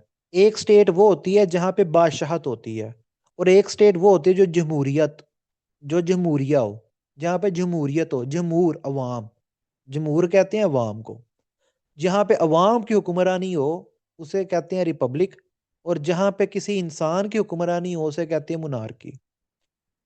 ठीक है, अब मुनारकी और रिपब्लिक को मैं मजीद एक्सप्लेन करता हूँ। मुनारकी एक ऐसी स्टेट होती है, बल्कि इस स्लाइड से करता हूँ। मुनारकी, देखो, एक और चीज समझ लो। Head of state, HOS, head of state. Head of state कहते हैं सरबराह रियासत को। Head of state, head of state किसे कहते हैं? हेड ऑफ स्टेट कहते हैं सरबराह रियासत, जो किसी रियासत का सरबराह हो। जिस तरह आपका घर है, आपकी फैमिली है, आपकी फैमिली में कोई सरबराह होगा। ठीक है, आपके फादर होंगे या आपका बड़ा भाई होगा, क्योंकि पेट्रियार्की है यहाँ पे। तो यहाँ कोई फादर होगा या बड़ा भाई होगा, हेड ऑफ स्टेट। तो जिस मुल्क का हेड ऑफ स्टेट जो है ना, वो बाय ब्लड लाइन आ रहा हो या बाय हिरारकी आ रहा हो, उसे कहते हैं मुनारकी। यानी नस्ल दर नस्ल, पहले बाप था, उसके बाद उसका बेटा आ गया, फिर उसके बाद उसका बेटा आ गया, फिर उसके बाद उसका बेटा आ गया। तो जिस मुल्क में हेड ऑफ स्टेट सरबराह रियासत नस्ल दर नस्ल आ रहा हो उसे कहते हैं मुनारकी। जिस मुल्क में सरबराह रियासत इलेक्ट होकर आ रहा हो, अवाम की तरफ से आ रहा हो, इलेक्ट होकर आ रहा हो, उसे कहते हैं रिपब्लिक। पाकिस्तान एक रिपब्लिक है। आपके पास करेंसी नोट होगा, उसके ऊपर लिखा होगा Islamic Republic of Pakistan. Pakistan एक रिपब्लिक है। पाकिस्तान का जो हेड ऑफ स्टेट है वो प्रेसिडेंट होता है। जो भी पाकिस्तान का प्रेसिडेंट होगा वो होगा पाकिस्तान का हेड ऑफ स्टेट। अब पाकिस्तान में जो हेड ऑफ स्टेट होता है वो प्रेसिडेंट होता है। क्या प्रेसिडेंट नस्ल दर नस्ल आ रहा है? पहले मुशर्रफ थे, मुशर्रफ के बाद आसिफ अली जरदारी आए, उनके बाद ममनून हुसैन आए, ममनून हुसैन के बाद आरिफ अलवी आए, आरिफ अलवी के बाद फिर आसिफ अली जरदारी आ गए। तो ये नस्ल दर नस्ल तो नहीं आ रहे। ठीक है, तो अब अवाम डायरेक्ट इलेक्ट करे या अवाम इनडायरेक्ट इलेक्ट करे, हैं तो ये इलेक्ट है। तो सदर बेशक अवाम डायरेक्ट मुंतखब करे या अवाम पहले अपने नुमाइंदगान को मुंतखब करे और फिर वो नुमाइंदगान जो है वो आगे सदर को मुंतखब करें, वो एक अलहदा मसला है। तो इलेक्शन का तरीकाकार क्या है, ये मैटर नहीं करता। मैटर ये करता है कि वो बंदा इलेक्ट है या नहीं है। ठीक है, तो अगर तो कोई किसी भी मुल्क का सरबराह रियासत इलेक्ट होकर आ रहा है, इसका मतलब है कि वो मुल्क एक रिपब्लिक है। और अगर किसी मुल्क का सरबराह रियासत जो है वो ब्लड लाइन की वजह से आ रहा है, वो खूनी रिश्ते की वजह से आ रहा है, वो हिरारकी की वजह से आ रहा है, तो इसका मतलब है कि वो एक बादशाहत है, वो एक मुनारकी है। ठीक है, अब जो बादशाहत होती है, जो मुनारकी होती है, वो दो तरह की होती है। एक एब्सलूट मुनारकी है। एब्सलूट मुनारकी वो बादशाहत है कि जहां पे बादशाह ऑल इन ऑल है। जिस तरह Saudi Arabia, kingdom of Saudi Arabia में बादशाह के पास है तमाम पावर। ठीक है, बादशाह की मर्जी है कि वो अपनी पावर्स में से थोड़ी पावर्स किसको दे। ठीक है, इसी तरह ही ओमान, ओमान एक एब्सलूट मुनारकी है। बहरीन एब्सलूट मुनारकी है। फिर एक दूसरी मुनारकी है, वो है कॉन्स्टिट्यूशनल मुनारकी। कॉन्स्टिट्यूशनल मुनारकी वो होती है कि जहां पे बादशाह सलामत जो है वो जस्ट एक दिखावे के बादशाह है, एक नॉमिनल फिगर है, एक एक आप कह लो कि बादशाह जो है जस्ट एक सिंबॉलिक है। ठीक है, एक्चुअल पावर्स बादशाह के पास नहीं है। बादशाह सिर्फ और सिर्फ एक एजाजी तौर पे बादशाह है, कि वो फैमिली जो थी वो हमारी हुक्मरान थी, तो हम एजाजी तौर पे उन्हें अभी भी अपना हुक्मरान रख रहे हैं। तो वो होती है कॉन्स्टिट्यूशनल मोनार्की। जिस तरह यूके है, यूके कॉन्स्टिट्यूशनल मोनार्की है। यूके के बादशाह के पास एक्चुअली कोई पावर नहीं है। ठीक है, यूके के बादशाह के पास कोई ताकत नहीं है, उसके पास कोई पावर नहीं है। जी, सेरिमोनियल है। थैंक यू, ये सेरिमोनियल मेरे माइंड से स्किप हो गया था वर्ड। जापान, जापान एक कॉन्स्टिट्यूशनल मोनार्की है। Denmark, Norway, Sweden, Malaysia, Spain, ये सारी की सारी जो है ये कॉन्स्टिट्यूशन मोनार्कीज हैं। ठीक है। यहाँ पे जो है वो बादशाह सिर्फ सेरिमोनियल है। ठीक है। यहाँ तक क्लियर हुआ सब लोगों को? आप सबको यहाँ तक क्लियर हुआ? काइंडली चैट में मुझे बता दीजिएगा। अब मैं एक और चीज़ ओपन कर लूँ ताकि ये एक और कॉन्सेप्ट है वो भी आपको क्लियर करवा दूँ, फिर जो है हम आगे मूव करते हैं।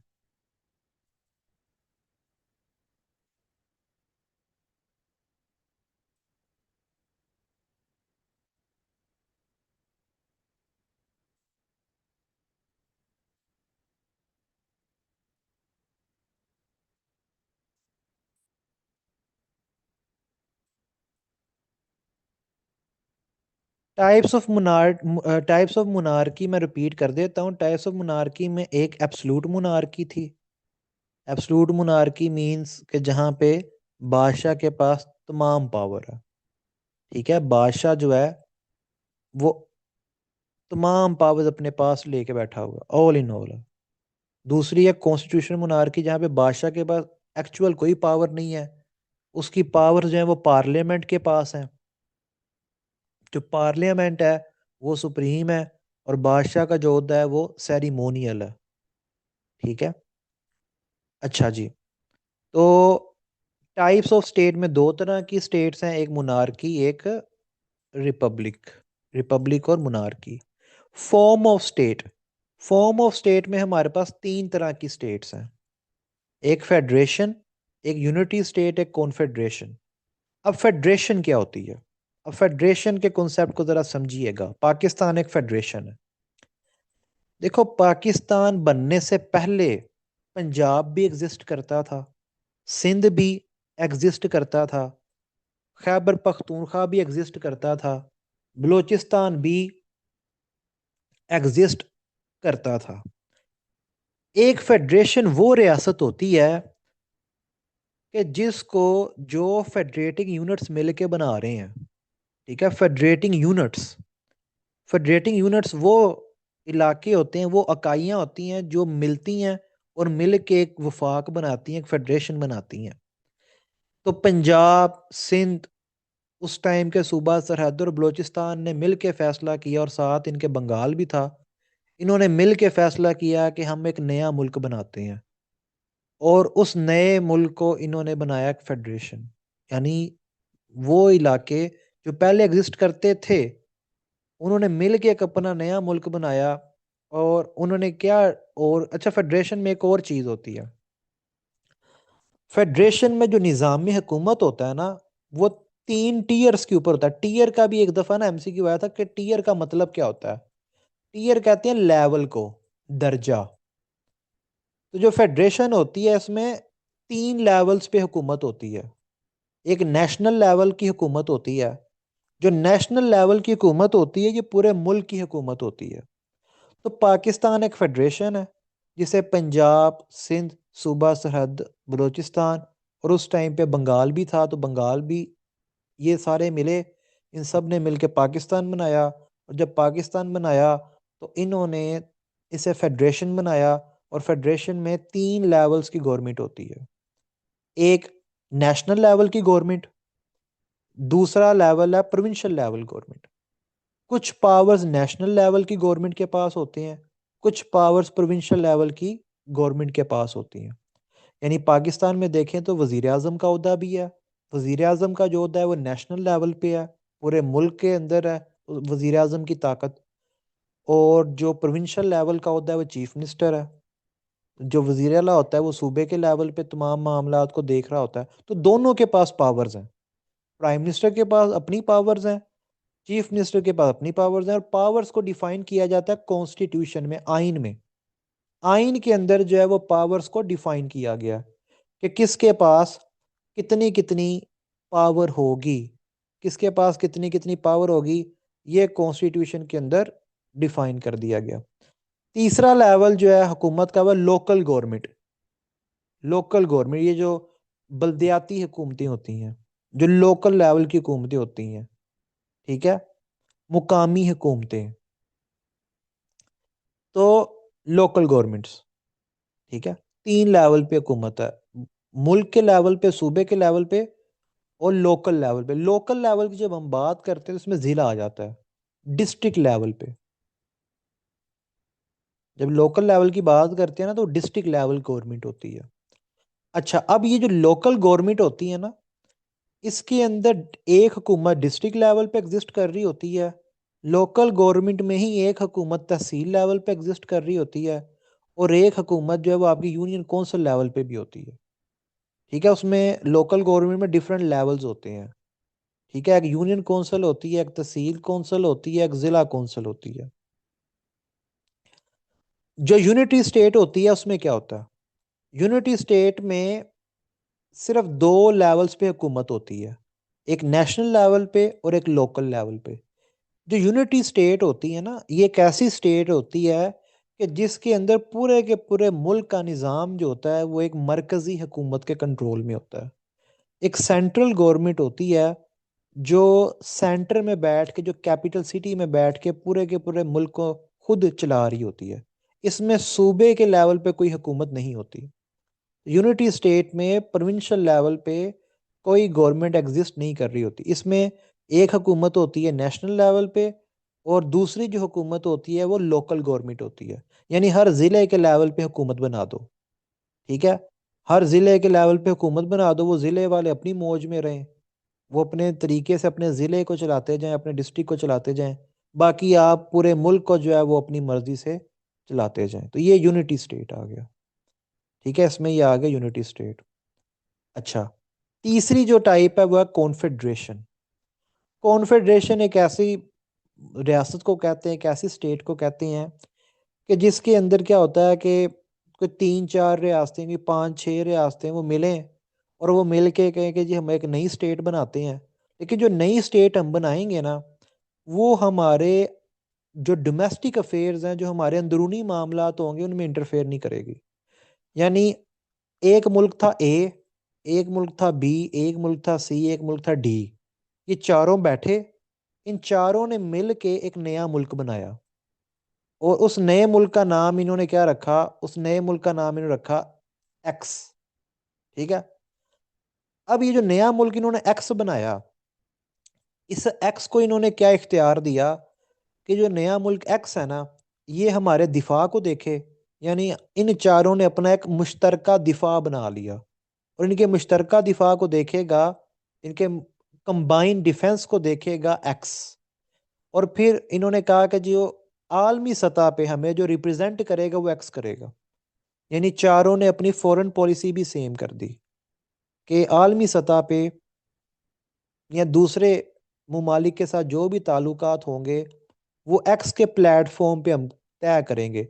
यानी ए अलहदा से कोई ताल्लुकात कायम नहीं करेगा, बी अलहदा से कोई नहीं करेगा, सी नहीं करेगा, डी नहीं करेगा। चारों मिल के जो एक प्लेटफॉर्म एक्स बना रहे हैं, उसी प्लेटफॉर्म को यूज़ करते हुए ये पूरी दुनिया के साथ ताल्लुकात को शेप देंगे। वजन आ जाएगा ना, क्योंकि चार मिल गए, तो चारों के मिलने से वजन आ गया इनकी बात में। अगर ये अकेले अकेले होते तो इनकी उतनी अहमियत ना होती। ठीक है, इन्होंने अपनी अहमियत को बढ़ाने के लिए एक मुश्तरका एक इन्होंने प्लेटफॉर्म बनाया। फिर इन्होंने कहा कि जी हमने जो तजारत करनी है दूसरे मुल्कों के साथ, वो भी हम एक्स के प्लेटफॉर्म पे करेंगे। ठीक है, एक्स जो है ना वो हमारी ट्रेड भी डील करेगा दूसरे ममालिक के साथ। तो एक एक्स नया मुल्क इन्होंने बना लिया। ठीक है, अब आप कहेंगे कि ये फेडरेशन से किस तरह डिफरेंट है? देखो, एक जो कॉन्फेडरेशन होती है ना, उसके अंदर क्या होता है कि ये जो एक्स बनाया है, इस एक्स का अपना एक झंडा होगा, इस एक्स का अपना कौमी तराना भी वो बनाएंगे। यानी एक्स का एक झंडा भी होगा, एक्स का कौमी तराना भी होगा, एक्स का अपना एक हेड ऑफ स्टेट या हेड ऑफ गवर्नमेंट भी होगा।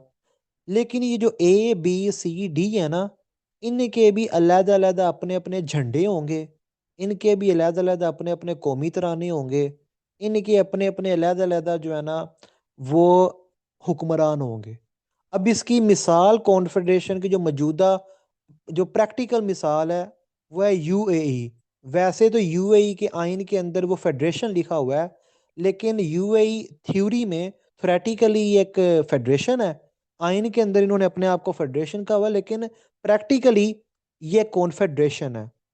यूएई का सदर और यूएई का वजीर आजम, वो दो डिफरेंट ओहदे हैं। अब यूएई के अंदर 7 रियासतें हैं, Abu Dhabi, Dubai, Sharjah, फजीरा, Raisul खेमा, उम्मुल कुवैन। अब इन सब के अपने अपने अलग-अलग बादशाह हैं। दुबई का बादशाह अलग है, अबू धाबी का बादशाह अलग है, शारजा का बादशाह अलग है, रईसुल खेमा का बादशाह अलग है, फजीरा का बादशाह अलग है, उम्मुल कुवैन का बादशाह अलग है। इन सब के बादशाह अलग हैं, ठीक है।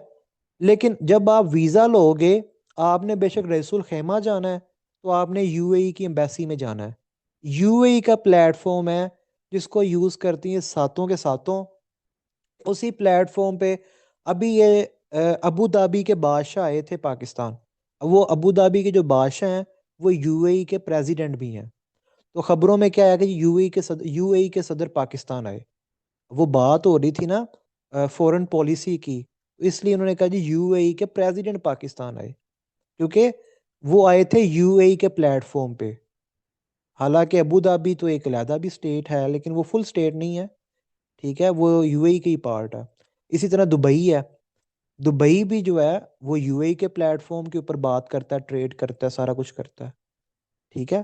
तो यूएई एक प्लेटफॉर्म उन्होंने बनाया हुआ है, इन सातों ने मिल के अपना एक नया मुल्क बनाया, यूएई। तो सातों की अपनी अपनी पुलिस है, सातों के अपने अपने बादशाह हैं, सातों की अपनी अपनी रूलिंग क्लास है, लेकिन ये सातों के सातों यूएई के प्लेटफॉर्म पे मिल के दुनिया के साथ डील करते हैं, दुनिया के साथ मामला तय करते हैं, ठीक है। उसके बाद ये होगी फॉर्म ऑफ स्टेट्स। आगे फॉर्म ऑफ गवर्नमेंट्स की बात करते हैं। हमारे पास 3 तरह की फॉर्म ऑफ गवर्नमेंट्स हैं। एक होती है पार्लियामेंट्री फॉर्म ऑफ गवर्नमेंट, एक होती है प्रेसिडेंशियल फॉर्म ऑफ गवर्नमेंट, एक होती है semi presidential form of government, ठीक है। अब प्रेसिडेंशियल फॉर्म ऑफ गवर्नमेंट कौन सी फॉर्म ऑफ गवर्नमेंट है? देखो, सबसे पहले मैं डिस्कस कर रहा हूँ प्रेसिडेंशियल फॉर्म ऑफ गवर्नमेंट को। प्रेसिडेंशियल फॉर्म ऑफ गवर्नमेंट, इसे उर्दू में कहते हैं सदारती निज़ाम। ये एक ऐसी फॉर्म ऑफ गवर्नमेंट होती है जिसमें हेड ऑफ स्टेट और हेड ऑफ गवर्नमेंट एक ही बंदा है। यानी एक सदर होगा मुल्क का, एक एक मुल्क का सदर होगा। वही सदर आपका हुकूमत के निज़ाम को भी चला रहा है, वही सदर आपका सरबराह रियासत भी है। तो प्रेसिडेंशियल फॉर्म ऑफ गवर्नमेंट में बादशाहत नहीं होती, क्योंकि इसमें जो हेड ऑफ स्टेट होता है वो सदर होता है, और सदर जो होता है वो लोगों की तरफ से मुंतखब शुदा होता है, लोग मुंतखब करते हैं। तो प्रेसिडेंशियल फॉर्म ऑफ गवर्नमेंट में बादशाहत नहीं होती, ये मुनारकी नहीं होता। ये जहाँ पे भी प्रेसिडेंशियल फॉर्म ऑफ गवर्नमेंट होगा वो हमेशा एक रिपब्लिक होगा, ठीक है। वो स्टेट हमेशा रिपब्लिक होगी। जहाँ पे भी प्रेसिडेंशियल फॉर्म ऑफ गवर्नमेंट होगा वो स्टेट हमेशा एक रिपब्लिक होगी। अब जो semi presidential form of government है ना, अच्छा, पहले मैं आपको मिसाल देता हूँ प्रेसिडेंशियल फॉर्म ऑफ गवर्नमेंट की। तो प्रेसिडेंशियल फॉर्म ऑफ गवर्नमेंट में यूएसए, यूएसए के आपके पास एक एग्जांपल है, ठीक है, यूएसए की एग्जांपल है आपके पास। उसके बाद आगे चलते हैं semi presidential form of government. जो semi presidential form of government होती है, ये एक ऐसा निज़ाम होता है कि जिसमें सदर भी होता है और वजीर आजम भी होता है। Semi presidential form of government में प्रेसिडेंट भी होगा और प्राइम मिनिस्टर भी होगा, ये दो ओहदे होंगे। जो प्रेसिडेंशियल फॉर्म ऑफ गवर्नमेंट है उसमें वजीर आजम का ओहदा नहीं होता, ठीक है। प्रेसिडेंशियल फॉर्म ऑफ गवर्नमेंट में प्राइम मिनिस्टर का ओहदा नहीं होता। जो semi presidential form of government होता है इसमें सदर का ओहदा भी होगा, इसमें वजीर आजम का ओहदा भी होगा। कुछ पावर सदर के पास होंगी और कुछ पावर जो है वो वजीर आजम के पास होंगी, ठीक है। कुछ पावर्स प्रेसिडेंट के पास होंगी, कुछ पावर्स प्राइम मिनिस्टर के पास होंगी, ठीक है। अच्छा, अब ये दोनों जो है ना मिल के मुल्क चला रहे हैं, सदर और वजीर आजम। इसकी मिसाल फ्रांस है। Semi presidential form of government की मिसाल है फ्रांस। अब फ्रांस के जो लोग होते हैं ना वो अपने सदर को मुंतखब करते हैं, और फिर फ्रांस का सदर जो है ना उसकी मर्जी होती है कि जिसको मर्जी वजीर आजम लगा दे, ठीक है। तो फ्रांस का सदर फिर पिक एंड चूज करके वजीर आजम को अपॉइंट करता है। तीसरा जो फॉर्म ऑफ गवर्नमेंट है वो है पार्लियामेंट्री फॉर्म ऑफ गवर्नमेंट, जो पाकिस्तान में राइज है। देखो पार्लियामेंट्री फॉर्म ऑफ गवर्नमेंट में क्या होता है कि इसमें भी दो ओहदे होते हैं अलग अलग। एक होता है हेड ऑफ स्टेट का ओहदा और एक होता है हेड ऑफ गवर्नमेंट का ओहदा। अब ये आपकी मर्जी है कि आप अगर मुनारकी हैं तो आपके मुल्क में जो हेड ऑफ स्टेट होगा वो कोई बादशाह होगा और हेड ऑफ गवर्नमेंट कोई वजीर आजम होगा। अगर आप रिपब्लिक हैं तो फिर आपके मुल्क में, और अगर आप रिपब्लिक हैं और आप parliamentary form of government observe कर रहे हैं, प्रैक्टिस कर, ऑब्जर्व नहीं प्रैक्टिस कर रहे हैं, अगर आप parliamentary form of government practice कर रहे हैं तो फिर आपके मुल्क में हेड ऑफ स्टेट सदर होगा और head of government prime minister होगा। ठीक है। पार्लियामेंट्री फॉर्म ऑफ गवर्नमेंट में क्या होता है कि हेड ऑफ स्टेट के पास कोई पावर नहीं होती। हेड ऑफ स्टेट जो होता है वो सेरिमोनियल होता है। ठीक है, यानी यूके है, यूके एक पार्लियामेंट्री फॉर्म ऑफ गवर्नमेंट वाला मुल्क है।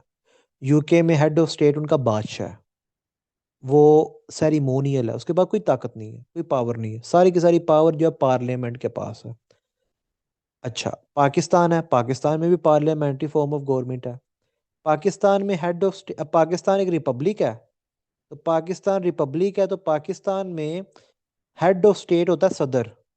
तो सदर के पास यहाँ पे कोई ताकत नहीं है, सदर के पास यहाँ पे कोई पावर नहीं है। यहाँ पे पाकिस्तान में सारी की सारी पावर पार्लियामेंट के पास है।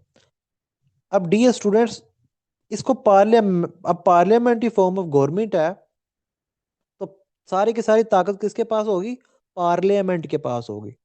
लेकिन जो पार्लियामेंट होती है उसमें बहुत सारे लोग होते हैं। अब पाकिस्तान की अगर पार्लियामेंट की बात करें तो पाकिस्तान की पार्लियामेंट में दो हाउसेज हैं, टू हाउसेज हैं। पाकिस्तान की पार्लियामेंट के दो चैम्बर हैं। ठीक है, पाकिस्तान की पार्लियामेंट जो है टू हाउसेज के ऊपर मुश्तमिल है, टू चैम्बर्स के ऊपर मुश्तमिल है। तो अब एक हाउस है वो सेनेट है, एक हाउस है जी वो है नेशनल असम्बली। तो नेशनल असम्बली की बात करें तो 336 लोग हैं नेशनल असम्बली में। तो 336 लोगों को तो नहीं एक साथ पावर दी जा सकती ना। तो फिर क्या होता है पार्लियामेंट्री फॉर्म ऑफ गवर्नमेंट में, क्या होता है कि पार्लियामेंट्री फॉर्म ऑफ गवर्नमेंट में जिस बंदे के पास पार्लियामेंट की मेजोरिटी सपोर्ट हो, यानी जिस बंदे के पास पार्लियामेंट की मेजोरिटी उसके साथ हो, तो पार्लियामेंट की सारी पावर उसके पास आ जाती है। तो पार्लियामेंट क्या करती है, अपने हाउस में वोटिंग करवाती है। क्या हो जी, उम्मीदवार आगे आए और लीडर ऑफ द हाउस को हमने मुंतखब करना है। ठीक है, इस लीडर ऑफ द हाउस के इलेक्शन को कहते हैं वजीर आजम का इलेक्शन। तो जिस भी उम्मीदवार को पार्लियामेंट में ज़्यादा वोट मिलते हैं वो लीडर ऑफ द हाउस बनता है, यानी उस पार्लियामेंट का लीडर बनता है। तो जब वो लीडर ऑफ द हाउस बनता है तो उसके पास सारी की सारी पार्लियामेंट की ताकत चली जाती है, पार्लियामेंट की पावर चली जाती है। तो जो पार्लियामेंट्री फॉर्म ऑफ गवर्नमेंट होती है उसमें पार्लियामेंट अपनी सारी की सारी ताकत वजीर आजम को दे देती है। इसलिए कहते हैं कि जो भी वजीर आजम हो उसका पार्लियामेंट का मेंबर होना शर्त है। ठीक है, पाकिस्तान में भी सिर्फ एमएनए जो होता है वो वजीर आजम बन सकता है। अगर आप एमएनए नहीं है तो आप वजीर आजम नहीं बन सकते। ठीक है, तो कुछ कंट्रीज में ये भी होता है कि टाइम दे दिया जाता है कि पहले बंदा वजीर आजम बन जाता है और बाद में उसे 3 माह का या 4 माह का टाइम दिया जाता है कि तुम 3 माह या 4 माह के अंदर अंदर जो है वो मेंबर बन जाओ पार्लियामेंट के, और तुम जो है ना वजीर आजम का ओहदा रख पाओगे। अगर तुम मेंबर नहीं बनते तो तुम फिर नहीं रख पाओगे, तुम्हें इस्तीफा देना पड़ेगा। ठीक है, तो कुछ कंट्रीज में ये सहूलत भी मौजूद है।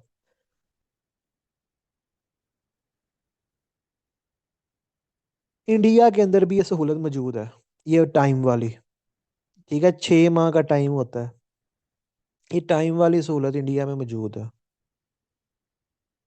ओके जी, पाकिस्तान में टाइम वाली सहूलत मौजूद नहीं है। पाकिस्तान कहता है उधार मोहब्बत की कैंची है। ठीक है, उधार मांग कर शर्मिंदा ना करें, तो उधार नहीं किया जा सकता। पहले आप पार्लियामेंट के मेंबर बने, उसके बाद वजीर आजम बन सकते हैं आप। इंडिया वाले कहते हैं नहीं, उधार कर लेते हैं, अभी आप वजीर आजम बन जाओ, चलो आपको 6 माह का टाइम देते हैं, 6 माह में मेंबर के पार्लियामेंट के मेंबर बन जाना। ठीक है, तो जो पार्लियामेंट्री फॉर्म ऑफ गवर्नमेंट होती है उसमें जितनी पावर होती है सारी की सारी पावर वजीर आजम को होती है, क्योंकि वजीर आजम के पास होती है, क्योंकि वजीर आजम को पार्लियामेंट मुंतखब करती है, लीडर होता है पार्लियामेंट का, लीडर ऑफ द हाउस इसे कहते हैं। ठीक है डियर स्टूडेंट्स, ये कुछ बेसिक कॉन्सेप्ट्स आपको क्लियर हुए? काइंडली मुझे बता दीजिएगा, ये कुछ बेसिक कॉन्सेप्ट्स आपको क्लियर हुए हैं?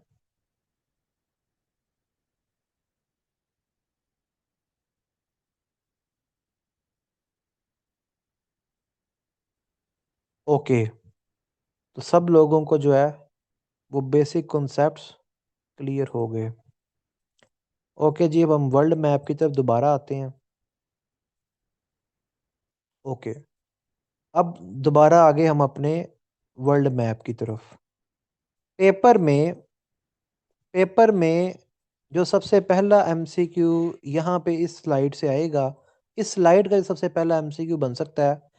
देखो पेपर में सवाल आता है एरिया वाइज कौन सा कॉन्टिनेंट सबसे बड़ा है और एरिया वाइज कौन सा कॉन्टिनेंट सबसे छोटा है। एरिया वाइज अगर देखा जाए, रकबे के लिहाज से देखा जाए, तो एशिया सबसे बड़ा कॉन्टिनेंट है। एरिया वाइज अफ्रीका दूसरा बड़ा कॉन्टिनेंट है। नॉर्थ अमेरिका तीसरा बड़ा कॉन्टिनेंट है। ठीक है, साउथ अमेरिका चौथा बड़ा कॉन्टिनेंट है। अंटार्कटिका पांचवा बड़ा कॉन्टिनेंट है। यूरोप छठा और ऑस्ट्रेलिया सातवां। सबसे छोटा एरिया वाइज जो कॉन्टिनेंट है वो ऑस्ट्रेलिया है। आप लोगों ने याद रखना है, तीन कॉन्टिनेंट्स का तो आपने लाजमी याद रखना है, नंबर 1, नंबर 2 और नंबर 7 का। ठीक है, नंबर 1, नंबर 2, नंबर 7 इनके एमसीक्यूज जो हैं वो पेपर्स में आ चुके हैं, नंबर 1, नंबर 2, नंबर 7 के। तो आपको ये कॉन्टिनेंट्स की तरतीब का पता होना चाहिए, इनके एमसीक्यूज जो हैं वो पेपर्स में आते हैं, पेपर्स में बनते हैं। उसके बाद पॉपुलेशन वाइज, आबादी के लिहाज से, पॉपुलेशन वाइज एशिया नंबर 1 पे है, अफ्रीका नंबर 2 पे है, यूरोप नंबर 3 पे है, नॉर्थ अमेरिका नंबर 4 पे है, साउथ अमेरिका नंबर 5 पे है, ऑस्ट्रेलिया नंबर 6 पे है, अंटार्कटिका नंबर 7 पर है। तो पॉपुलेशन वाइज जो है वो इस तरह जो है वो इनकी तरतीब बनती है। आबादी के लिहाज से ऑस्ट्रेलिया एशिया सबसे बड़ा कॉन्टिनेंट है। उसके बाद आगे चलते हैं, नेक्स्ट मूव करते हैं। एशिया कॉन्टिनेंट की अगर बात करें तो एशिया बहुत बड़ा कॉन्टिनेंट है। इसको हमने फर्दर रीजन्स में तकसीम किया हुआ है, और ये जो फर्दर रीजन्स में जो हमने तकसीम किया हुआ ना, इसके एमसीक्यूज भी पेपर में आते हैं। आपने एक बात हमेशा याद रखनी है कि जब भी पेज के ऊपर आप डायरेक्शंस बनाओगे, आपने डायरेक्शंस कुछ इस तरह बनानी है। नॉर्थ हमेशा ऊपर होगा, साउथ हमेशा नीचे होगा, ईस्ट हमेशा राइट साइड पर होगा, और वेस्ट हमेशा लेफ्ट साइड पर होगा। पेज के ऊपर जब भी आप डायरेक्शंस को लिखोगे तो वो इसी तरह ही लिखी जाएंगी। पेज के ऊपर डायरेक्शंस जो है वो कुछ इसी तरह ही जो है वो बनेंगी। ठीक है, पेज के ऊपर। अच्छा, अब नॉर्थ साउथ ईस्ट वेस्ट हमने क्या किया, हमने यहाँ पे एक सेंटर रख लिया। ये हमने रख लिया जी, ये एशिया का सेंटर है। इसको हमने कह दिया सेंट्रल एशिया। ठीक है, सेंट्रल एशिया। सेंट्रल एशिया के लेफ्ट में जो इलाका था इसको हमने कह दिया वेस्टर्न एशिया। ठीक है, ये वेस्टर्न एशिया आ गया। इसके नॉर्थ में जो था उसे हमने कह दिया नॉर्थ एशिया। ईस्ट में जो इलाका था इसको हमने कह दिया ईस्ट एशिया। सेंटर के साउथ में जो इलाका था इसको हमने कह दिया साउथ एशिया। और सेंटर के ये सॉरी, सेंटर से जो ये कोना बनता है, जो साउथ एशिया और ईस्ट एशिया के दरमियान जो कोना बनता था, इसको हमने कह दिया साउथ ईस्ट एशिया। ऑरेंज वाला जो कोना बनता है, इसको हमने कह दिया साउथ ईस्ट एशिया। इस तरह हमने एशिया को डिफरेंट रीजन्स में तकसीम कर दिया। एक बहुत ही फेमस एमसीक्यू है कि जी पाकिस्तान किस रीजन में है। ठीक है, पाकिस्तान जो है वो एशिया के किस रीजन में है, एक बड़ा फेमस एमसीक्यू। तो पाकिस्तान साउथ एशिया में है। ठीक है, तो पाकिस्तान जो है वो साउथ एशिया में है। ओके जी, अब एशिया के रीजन्स की बात करते हैं। एशिया के अंदर टोटल आपने याद रखना है कि 48 यूएन मेंबर हैं। ये पेपर पॉइंट ऑफ व्यू से इम्पोर्टेंट चीज़ है कि कितने यूएन मेंबर हैं। 48। एशिया में 48 यूएन मेंबर हैं। फिर साउथ एशिया रीजन है, central Asia, south east Asia, western Asia. अब यहाँ पे एक टर्म है मिडल ईस्ट। मिडल ईस्ट और वेस्टर्न एशिया, इसमें फ़र्क है। मिडल ईस्ट और वेस्टर्न एशिया में क्या फ़र्क है कि जब हम वेस्टर्न एशिया के साथ इजिप्ट को जोड़ते हैं, देखो मिस्र जो है ना, इसके ऊपर कई सौ साल ओटोमन एम्पायर का कब्जा रहा है। ठीक है, यानी सेंचुरीज पर मुहित कब्जा रहा है एशिया वालों का इजिप्ट पे। पहले जो ये खुलफा राशिदीन का दौर था, तब भी मिस्र के ऊपर एशिया वालों का कब्जा था। फिर उमैया, उनके दौर में भी, अब्बासीज के दौर में भी, फिर ओटोमन एम्पायर के दौर में भी। तो मिस्र की जो सियासत है वो वेस्टर्न एशिया रीजन के साथ जुड़ गई। मिस्र की जो जियो पॉलिटिक्स है वो वेस्टर्न एशिया रीजन के साथ जुड़ गई। ठीक है, तो जब हम वेस्टर्न एशिया और मिस्र, यहाँ आप ये कह लो कि जब हम मिस्र की सियासत को, मिस्र के जो करंट अफेयर्स है ना, उनको हम वेस्टर्न एशिया के साथ जोड़ के पढ़ते हैं, तो फिर हम जियो पॉलिटिक्स के अंदर इस रीजन को कहते हैं मिडल ईस्ट। वैसे तो इजिप्ट जो है ना वो अफ्रीका का हिस्सा है। इजिप्ट जो है ये कॉन्टिनेंट अफ्रीका में आता है, ये एशिया का पार्ट नहीं है। लेकिन चूंकि मिस्र की जो सियासत है वो वेस्टर्न एशिया के साथ जुड़ी हुई है। ठीक है, मिस्र की जो डिप्लोमेसी है, जो उसकी सफारतकारी है, वो वेस्टर्न एशिया के साथ जुड़ी हुई है। इसलिए फिर जियो पॉलिटिक्स के अंदर हम मिडल ईस्ट का वर्ड इस्तेमाल करते हैं, मशरिक वस्ता का लफ्ज़ इस्तेमाल करते हैं। ठीक है, और मशरिक वस्ता में, मिडल ईस्ट में, हम इजिप्ट को जो है वो वेस्टर्न एशिया के साथ रखते हैं। ठीक है, कि ये वेस्टर्न एशिया का ये पार्ट है। हालांकि ये पार्ट नहीं है। सिर्फ जियो पॉलिटिक्स की ज़ुबान में जब भी आप मिडल ईस्ट को लिखोगे, पेपर में जब भी आप मिडल ईस्ट लिखोगे, तो उसके अंदर इजिप्ट भी आ रहा है। अब वैसे मिडल ईस्ट की जगह जो नई टर्म इस्तेमाल होती है, ठीक है, वो होती है, ये एमसीक्यू भी आया हुआ है, वो होती है मीना की। ये पेपर में ना पीपीएससी में एमसीक्यू भी आया हुआ मीना का। मिडल ईस्ट की जगह अब जो टर्म इस्तेमाल होती है जियो पॉलिटिक्स के अंदर, तो जियो पॉलिटिक्स में जो टर्म इस्तेमाल होती है मीना की। मीना स्टैंड्स फॉर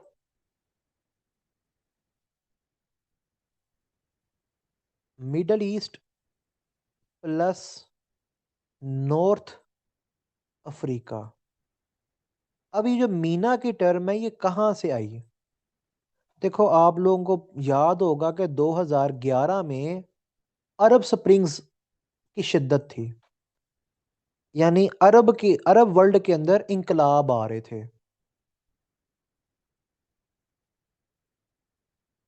2011 में अरब वर्ल्ड जो था वो इंकलाबों का शिकार था। इंकलाब पे इंकलाब आ रहा था, कभी तुनीसिया में, कभी मिस्र में, कभी यमन में, कभी सीरिया में। तो 2011 में अरब वर्ल्ड के अंदर इंकलाब पे इंकलाब आ रहे थे। अब जब ये अरब स्प्रिंग का टाइम चल रहा था 2011 में, तो मिडल ईस्ट की कंट्रीज और नॉर्थ अफ्रीका की कंट्रीज, इनकी जो जियो पॉलिटिक्स थी वो मिल गई। ठीक है, यानी जो नॉर्थ अफ्रीका से, नॉर्थ अफ्रीका में मुल्क है तुनीसिया, तो तुनीसिया से अरब स्प्रिंग का आगाज हुआ था। तो तुनीसिया में जब अरब स्प्रिंग का आगाज हुआ तो वो फैलता फैलता यमन तक आ गया, वो फैलता फैलता सीरिया तक आ गया, वो फैलता फैलता बहरीन तक आ गया। ठीक है। तो जब बहरीन, सीरिया, यमन, ठीक है, ये मिडल ईस्ट के ये मुमालिक भी शिकार हो गए, और मिडल ईस्ट के दूसरे मुमालिक में भी खतरा पैदा हो गया कि वहां पे भी इंकलाब आ सकते हैं। तो अब ये जो नॉर्थ अफ्रीका और जो मिडल ईस्ट की कंट्रीज थी ना, इनकी जियोपॉलिटिक्स मिल गई, ये इंटरलिंक्ड हो गई। उसको रोको, इसको पकड़ो, उसको मना करो, उसको इस तरह करो, ये काम स्टार्ट हो गया। ठीक है। ये जो प्रोक्सीज थी वो बनना स्टार्ट हो गई, ईरान की प्रोक्सी, सऊदीया की प्रोक्सी, उसकी प्रोक्सी, इसकी प्रोक्सी, ये चीजें स्टार्ट हो गई। अब इनकी जियो पॉलिटिक्स सेम हो गई। ठीक है। तो फिर जियो पॉलिटिक्स के अंदर एक नई टर्म आई, वो थी मीना की, middle east and middle east plus north Africa. ठीक है। तो ये पीपीएससी के अंदर एमसीक्यू भी आया था कि मीना स्टैंड्स फॉर। तो मीना स्टैंड्स फॉर से मुराद है middle east and north Africa. ठीक है, middle east and north Africa, plus से मुराद ऐड कर लो आप, middle east and north Africa. ये एमसीक्यू आ चुका है। ठीक है, ये एमसीक्यू आ चुका है। अरब स्प्रिंग को अरब स्प्रिंग क्यों कहते हैं, ये भी एमसीक्यू आ सकता है। ये भी एक पॉसिबल एमसीक्यू है कि अरब स्प्रिंग को अरब स्प्रिंग क्यों कहते हैं। देखो, जो अरब वर्ल्ड था ना, यहाँ पे 20 साल से, 25 साल से, 30 साल से डिक्टेटर्स बैठे हुए थे। यानी 20 20 साल से, 30 30 साल से हुक्मरान बैठे हुए हैं, और वो जान ही नहीं छोड़ रहे। इन हुक्मरानों के खिलाफ जब बगावतें हुई, जब इनकलाब आए, तो वेस्टर्न मीडिया ने जब आर्टिकल्स लिखे, तो उन्होंने कहा कि वो जो अरब के अंदर जो एक पुराने जो निज़ाम चल रहे थे, उन निज़ामों के खिलाफ एक नई बहार जो वो फूटी है। स्प्रिंग का क्या मतलब होता है? स्प्रिंग का मतलब होता है न्यू ग्रोथ का फूटना, किसी नई चीज का फूटना। हम कहते हैं मौसम बहार। मौसम बहार में एक्चुअली होता क्या है? मौसम बहार में नई चीजें आती हैं, नए पत्ते खिलते हैं, नई टहनियाँ आती हैं, नई शाखें खिलती हैं। तो स्प्रिंग के अंदर क्या होता है? फूटती हैं, नई चीजें फूटती हैं। तो अरब स्प्रिंग से मुराद क्या था कि वो जो इतने इतने सालों से हुक्मरान बैठे हैं, उनके खिलाफ एक नई उम्मीद फूटी है, एक नए इंकलाब फूटे हैं, एक नई जदोजहद फूटी है। ठीक है। तो स्प्रिंग का मतलब होता है न्यू ग्रोथ, किसी न्यू डेवलपमेंट, एक न्यू चीज होना।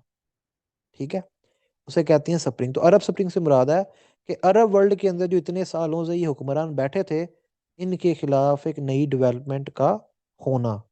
ठीक है, ये है अरब स्प्रिंग। उसके बाद जी, ईस्ट एशिया, नॉर्दर्न एशिया, ये इसके रीजन्स हैं एशिया के। ईस्ट एशिया वगैरह इसको भी रहने दें। अफ्रीका। अफ्रीका जो कॉन्टिनेंट है ना, ये बड़ा ही एक डाइवर्स कॉन्टिनेंट है। अफ्रीका कॉन्टिनेंट में हमने डेजर्ट्स वगैरह करेंगे हम, ठीक है, इंशाल्लाह करेंगे हम डेजर्ट्स वगैरह। तो अफ्रीका कॉन्टिनेंट को देखें ना, तो यहाँ पे ये एक डेजर्ट है, जो दुनिया का सबसे बड़ा डेजर्ट है। इसका नाम है सहारा डेजर्ट। फिर अफ्रीका में यहाँ पे भी डेजर्ट्स हैं। ठीक है, ये डेजर्ट्स है।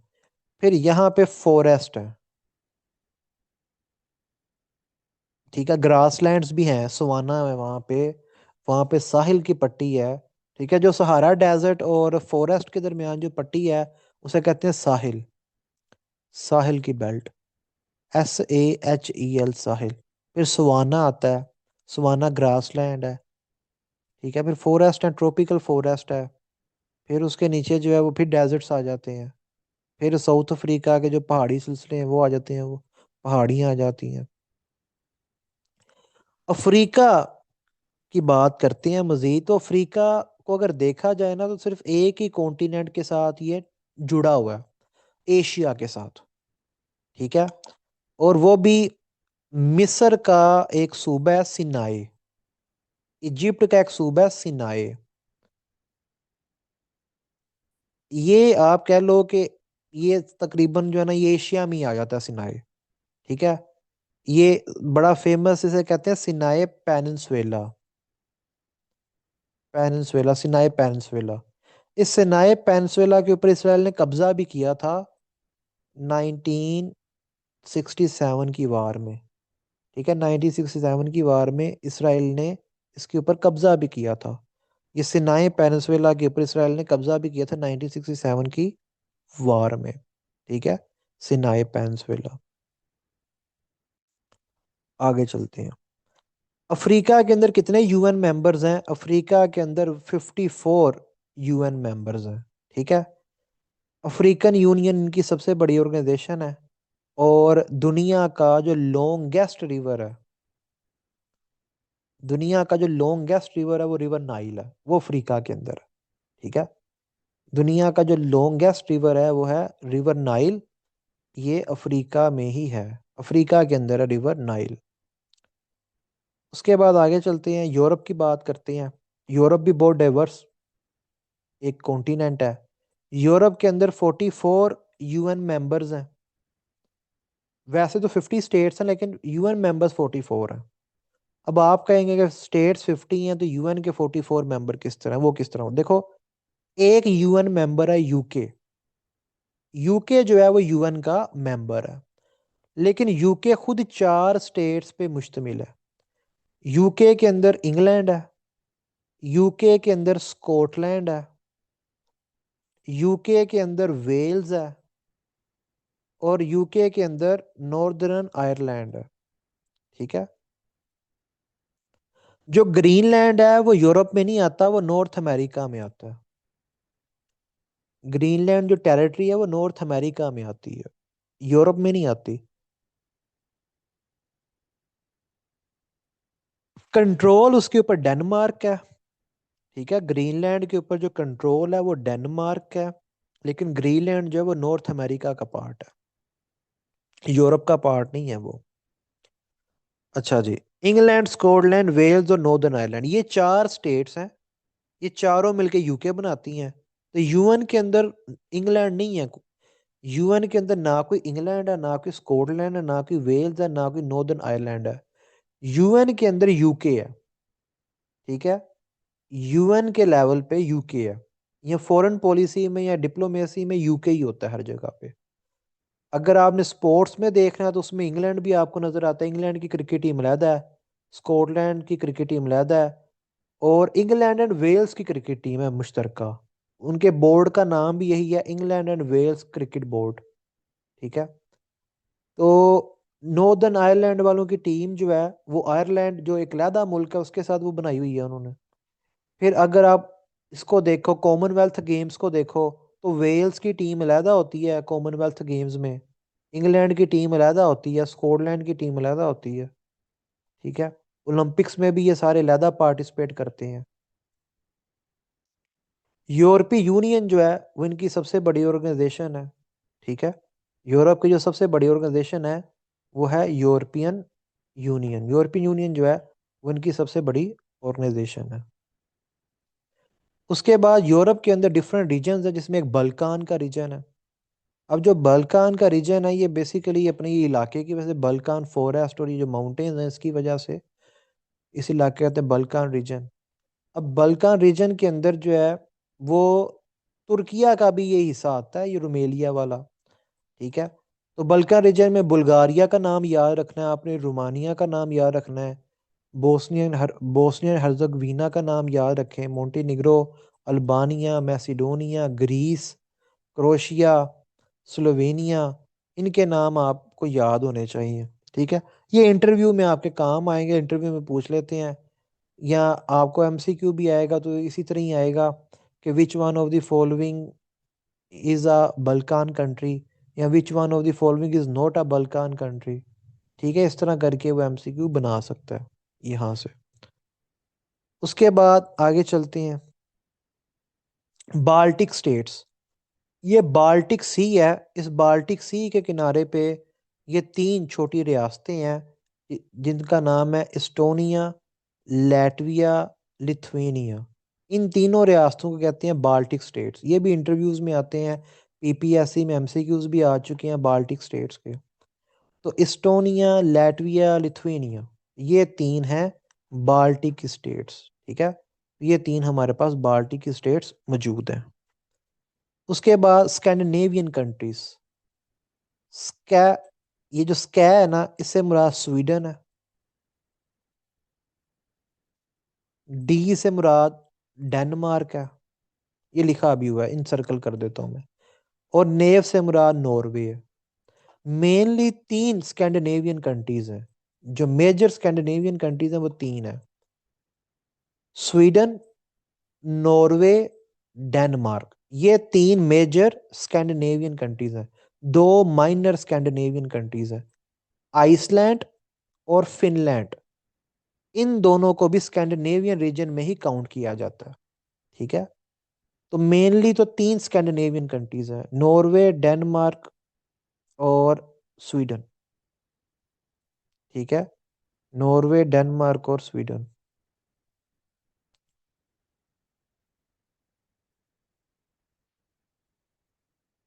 और माइनर जो है वो है फिनलैंड और आइसलैंड। ये फिनलैंड और आइसलैंड भी स्कैंडिनेवियन रीजन में ही आते हैं। जब रीजन की बात करते हैं तो ये दोनों भी स्कैंडिनेवियन रीजन में ही आते हैं। उसके बाद शेंजन। शेंजन जो है ना एक जोन है। ठीक है, शेंजन एक वीजा, शेंजन एक एग्रीमेंट है, शेंजन एक जोन है। और शेंजन एरिया से क्या मुराद है, इस जोन से क्या मुराद है, इस जोन से मुराद ये है कि अगर, देखो ये यूरोपीय यूनियन के मेंबर्स हैं, अगर आपके पास यूरोपीय यूनियन के इस जोन में आने वाले किसी भी मेंबर का वीज़ा है, तो आप उस वीज़ा की बेसिस पे बाकी तमाम मेंबर्स के पास जा सकते हैं, यानी तमाम मेंबर कंट्रीज में आप ट्रैवल कर सकते हैं। फॉर एग्जांपल, मैंने इटली का वीज़ा लिया। अगर मेरे पास इटली का वीज़ा है तो मैं उस इटली के वीज़ा के ऊपर नॉर्वे भी इधर जा सकता हूँ, स्वीडन, ये स्वीडन है, ये ऐसे लिखा हुआ ना, ये स्वीडन है।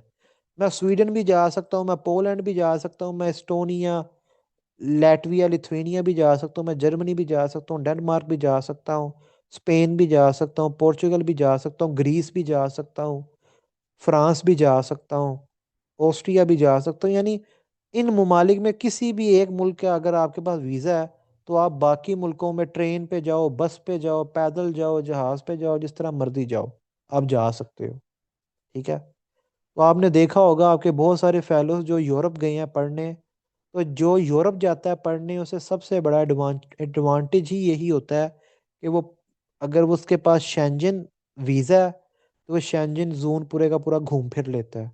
अभी मेरे बहुत सारे फेलोज, जूनियर्स जो थे, और मेरे स्टूडेंट्स, बहुत सारे स्टूडेंट्स वो अभी यूरोप गए हैं। कोई पीएचडी करने गया है, तो कोई किसी चीज़ के लिए गया है। तो वो सारे के सारे अभी छुट्टियां हुई थी उन्हें, क्रिसमस की और न्यू ईयर की, तो सारे के सारे घूम फिर रहे थे।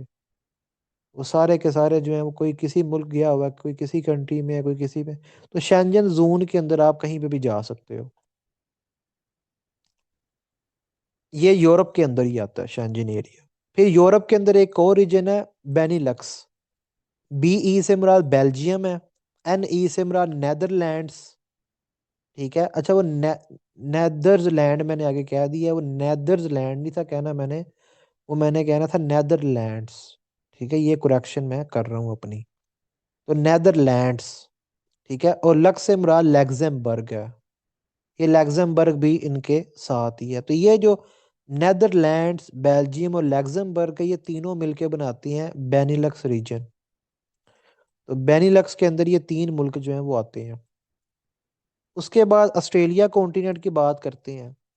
देखो, ऑस्ट्रेलिया कॉन्टिनेंट एक ऐसा वाहिद कॉन्टिनेंट है कि जिसमें जितने भी मुल्क हैं वो सारे के सारे आइलैंड्स हैं। वो सारे के सारे जजीरों के ऊपर मुश्तमिल हैं, वो सारे के सारे आइलैंड्स के ऊपर मुश्तमिल हैं। ठीक है, तो ऑस्ट्रेलिया के अंदर कितने यूएन मेंबर्स हैं, ऑस्ट्रेलिया के अंदर 12 यूएन मेंबर्स हैं, 12 यूएन मेंबर्स हैं। ठीक है, और ये सारे के सारे जजीरे हैं, आइलैंड्स हैं। ऑस्ट्रेलिया मुल्क का नाम भी है, ऑस्ट्रेलिया कॉन्टिनेंट का नाम भी है। ठीक है, तो अभी हम ऑस्ट्रेलिया कॉन्टिनेंट की बात कर रहे हैं। ऑस्ट्रेलिया कॉन्टिनेंट के जो 12 यूएन मेंबर्स हैं उन 12 में एक ऑस्ट्रेलिया कंट्री भी है। ठीक है। फिर नॉर्थ अमेरिका कॉन्टिनेंट की बात करते हैं। जो ग्रीनलैंड है ये डेनमार्क के अंडर आता है, लेकिन डेनमार्क ने ग्रीनलैंड को ऑटोनमी दी हुई है। यानी डेनमार्क ने ग्रीनलैंड को खुद मुख्तारी दी हुई है कि ग्रीनलैंड की एक मुकामी हुकूमत होगी जो कि ग्रीनलैंड के मामलात को चलाएगी। ठीक है। तो ग्रीनलैंड बेसिकली नॉर्थ अमेरिका में आता है, और वहाँ पे एक लोकल गवर्नमेंट है, उनकी एक ऑटोनमस गवर्नमेंट है जो ग्रीनलैंड के मामलात को देखती है। लेकिन ग्रीनलैंड बेसिकली प्रॉपर्टी किसकी है? तो ग्रीनलैंड जो है डेनमार्क की ही प्रॉपर्टी है। नॉर्थ अमेरिका के अंदर तीन बड़े मुल्क हैं। यूएसए, तीन बड़े मुल्क हैं नॉर्थ अमेरिका में। एक यूएसए है, एक कनाडा है, और एक मेक्सिको है। ये तीन बड़े मुल्क हैं। बाकी छोटे छोटे मुल्क हैं। बाकी जो हैं यूएसए में वो छोटे छोटे मुल्क हैं। अब कितने हैं? 23 यूएन मेंबर्स हैं। नॉर्थ अमेरिका में 23 यूएन मेंबर्स हैं। नॉर्थ अमेरिका के साथ लगती है कैरेबियन सी, और कैरेबियन सी के अंदर है कैरेबियन आइलैंड्स। जो कैरेबियन आइलैंड्स के ऊपर जो ममालिक हैं, जो स्टेट्स हैं, वो भी नॉर्थ अमेरिका का ही पार्ट है। सिलिकॉन सिटी जो है ये यूएसए के अंदर है, नॉर्थ अमेरिका में आती है। उसके बाद आगे चलते हैं, साउथ अमेरिका की बात करते हैं। साउथ अमेरिका, साउथ अमेरिका में जो ब्राज़ील है वहाँ पे ज़ुबान बोली जाती है पोर्चुगीज़। ठीक है, पुर्तगाली ज़ुबान बोली जाती है यहाँ पे, पोर्चुगीज़। गोयाना, सरीनाम, यहाँ पे इंग्लिश बोली जाती है, ये इंग्लिश बोलते हैं। फ्रेंच गुयाना वाले फ्रेंच ज़ुबान बोलते हैं। बाकी जो हैं वेनेजुएला, स्पेनिश बोलते हैं। जी, जो सिलिकॉन सिटी आया था ना, वो सिलिकॉन चिप्स की वजह से, कंप्यूटर्स की वजह से, आईटी की वजह से उसे सिलिकॉन सिटी कहते हैं। वहाँ पे आईटी कंपनीज के हेडक्वार्टर्स हैं। वेनेजुएला, वेनेजुएला में स्पेनिश बोली जाती है। कोलंबिया में स्पेनिश बोली जाती है। इक्वाडोर में स्पेनिश बोली जाती है। पेरू में स्पेनिश बोली जाती है। ठीक है। बोलीविया में स्पेनिश बोली जाती है। चिली में स्पेनिश बोली जाती है। पैराग्वाय में स्पेनिश बोली जाती है। अर्जेंटीना में स्पेनिश बोली जाती है। ये है यूरुग्वाय, जहाँ पे पहला फुटबॉल वर्ल्ड कप हुआ था। यूरुग्वाय में भी स्पेनिश बोली जाती है। आपको पेपर में या इंटरव्यू में सवाल आ सकता है लैटिन अमेरिकन कंट्रीज के बारे में, लतीनी अमेरिकी मुमालिक। देखो, साउथ अमेरिका और नॉर्थ अमेरिका, इन दोनों कॉन्टिनेंट्स में हर वो मुल्क लैटिन अमेरिका में आता है जहाँ पे स्पेनिश या पोर्चुगीज बोली जाती है। यानी ब्राज़ील जो है ये नॉर्थ अमेरिका और साउथ अमेरिका में वाहिद मुल्क है जहाँ पे पुर्तगाली ज़ुबान बोली जाती है। तो ये भी Latin America, Latin American country है। अर्जेंटीना एक लैटिन अमेरिकन कंट्री है। Paraguay, Uruguay, Chile, Bolivia, Peru, Ecuador, Colombia, Venezuela. इसी तरह नॉर्थ अमेरिका के अंदर मैक्सिको, होंडोरस, निकारागुआ, पनामा, ठीक है, बेलिस, ग्वाटेमाला, एल सल्वाडोर, ये सारे के सारे जो हैं ये लैटिन अमेरिकन कंट्रीज हैं। ठीक है। क्योंकि इन ममालिक के अंदर स्पेनिश जुबान बोली जाती है। मैक्सिको से लेके चिली तक जितने भी ममालिक जहाँ पे स्पेनिश और पोर्चुगीज बोली जाती है, सारे के सारे लैटिन अमेरिकन कंट्रीज हैं। ठीक है। गोयाना और सरीनाम में इंग्लिश बोली जाती है, तो वो लैटिन अमेरिकन कंट्री नहीं है। फ्रेंच गुयाना वैसे ही फ्रांस का डिस्ट्रिक्ट है, तो वो भी लैटिन अमेरिकन कंट्री नहीं है, वो कंट्री है ही नहीं है। फ्रेंच गुयाना तो डिस्ट्रिक्ट है फ्रांस का। तो साउथ अमेरिका के अंदर कितने यूएन मेंबर्स हैं? साउथ अमेरिका के अंदर जो है वो 12 यूएन मेंबर्स हैं। ठीक है। 12 यूएन मेंबर्स हैं साउथ अमेरिका कॉन्टिनेंट में। दुनिया की जो लॉन्गेस्ट माउंटेन रेंज है एंडीज माउंटेन रेंज, वो साउथ अमेरिका कॉन्टिनेंट में है। ठीक है। तो यहाँ पे मैक्सिमम जो ममालिक है उनकी ज़ुबान स्पेनिश है, और एक मुल्क की ज़ुबान जो है वो पोर्चुगीज़ है। amazon रिवर, amazon रिवर जो है ये दुनिया का लार्जेस्ट रिवर है। amazon रिवर जो ये दुनिया का सबसे बड़ा दरिया है बाय वॉल्यूम ऑफ वाटर। पानी के बहाव की वजह से, पानी का जो बहाव है उसकी वजह से amazon रिवर जो ये दुनिया का लार्जेस्ट रिवर है। ठीक है, यानी यहाँ पे पानी जो है वो ज़्यादा बहता है, पानी का फ्लो जो है वो ज़्यादा है as compare to the other rivers. तो अमेजोन रिवर जो ये लार्जेस्ट रिवर है। ठीक है, ये लार्जेस्ट रिवर है, दुनिया का लार्जेस्ट रिवर है बाय वॉल्यूम ऑफ वाटर, ये दुनिया का सबसे बड़ा दरिया है। ठीक है जी। तो आज का, अच्छा अंटार्कटिका रहता है। अंटार्कटिका जो है ये दुनिया का 7वां कॉन्टिनेंट है। यहाँ पे कोई ह्यूमन पॉपुलेशन वैसे तो नहीं रहती, लेकिन यहाँ पे रिसर्च सेंटर्स हैं और यहाँ पे साइंटिस्ट जो हैं वो रहते हैं। रिसर्च सेंटर्स में साइंटिस्ट जो हैं वो अपने एक्सपेरिमेंट्स वगैरह कर रहे हैं, रिसर्च कर रहे हैं, बेसिकली कब्जा करके बैठे हुए हैं। तो डिफरेंट कंट्रीज़ ने यहाँ पे अपने रिसर्च सेंटर के नाम पे कब्जा किया हुआ है, क्योंकि अंटार्कटिका की जो बर्फ़ है उसके नीचे ज़मीन है और ज़मीन के नीचे जो है वो रेयर अर्थ मिनरल्स हैं। ठीक है, और इसके अलावा पेट्रोलियम है, मसनूआत यहाँ से निकलेंगी, गैस निकलेगा, तेल निकलेगा। ठीक है, रेयर अर्थ मिनरल्स निकलेंगे, रेयर अर्थ गैसेस है।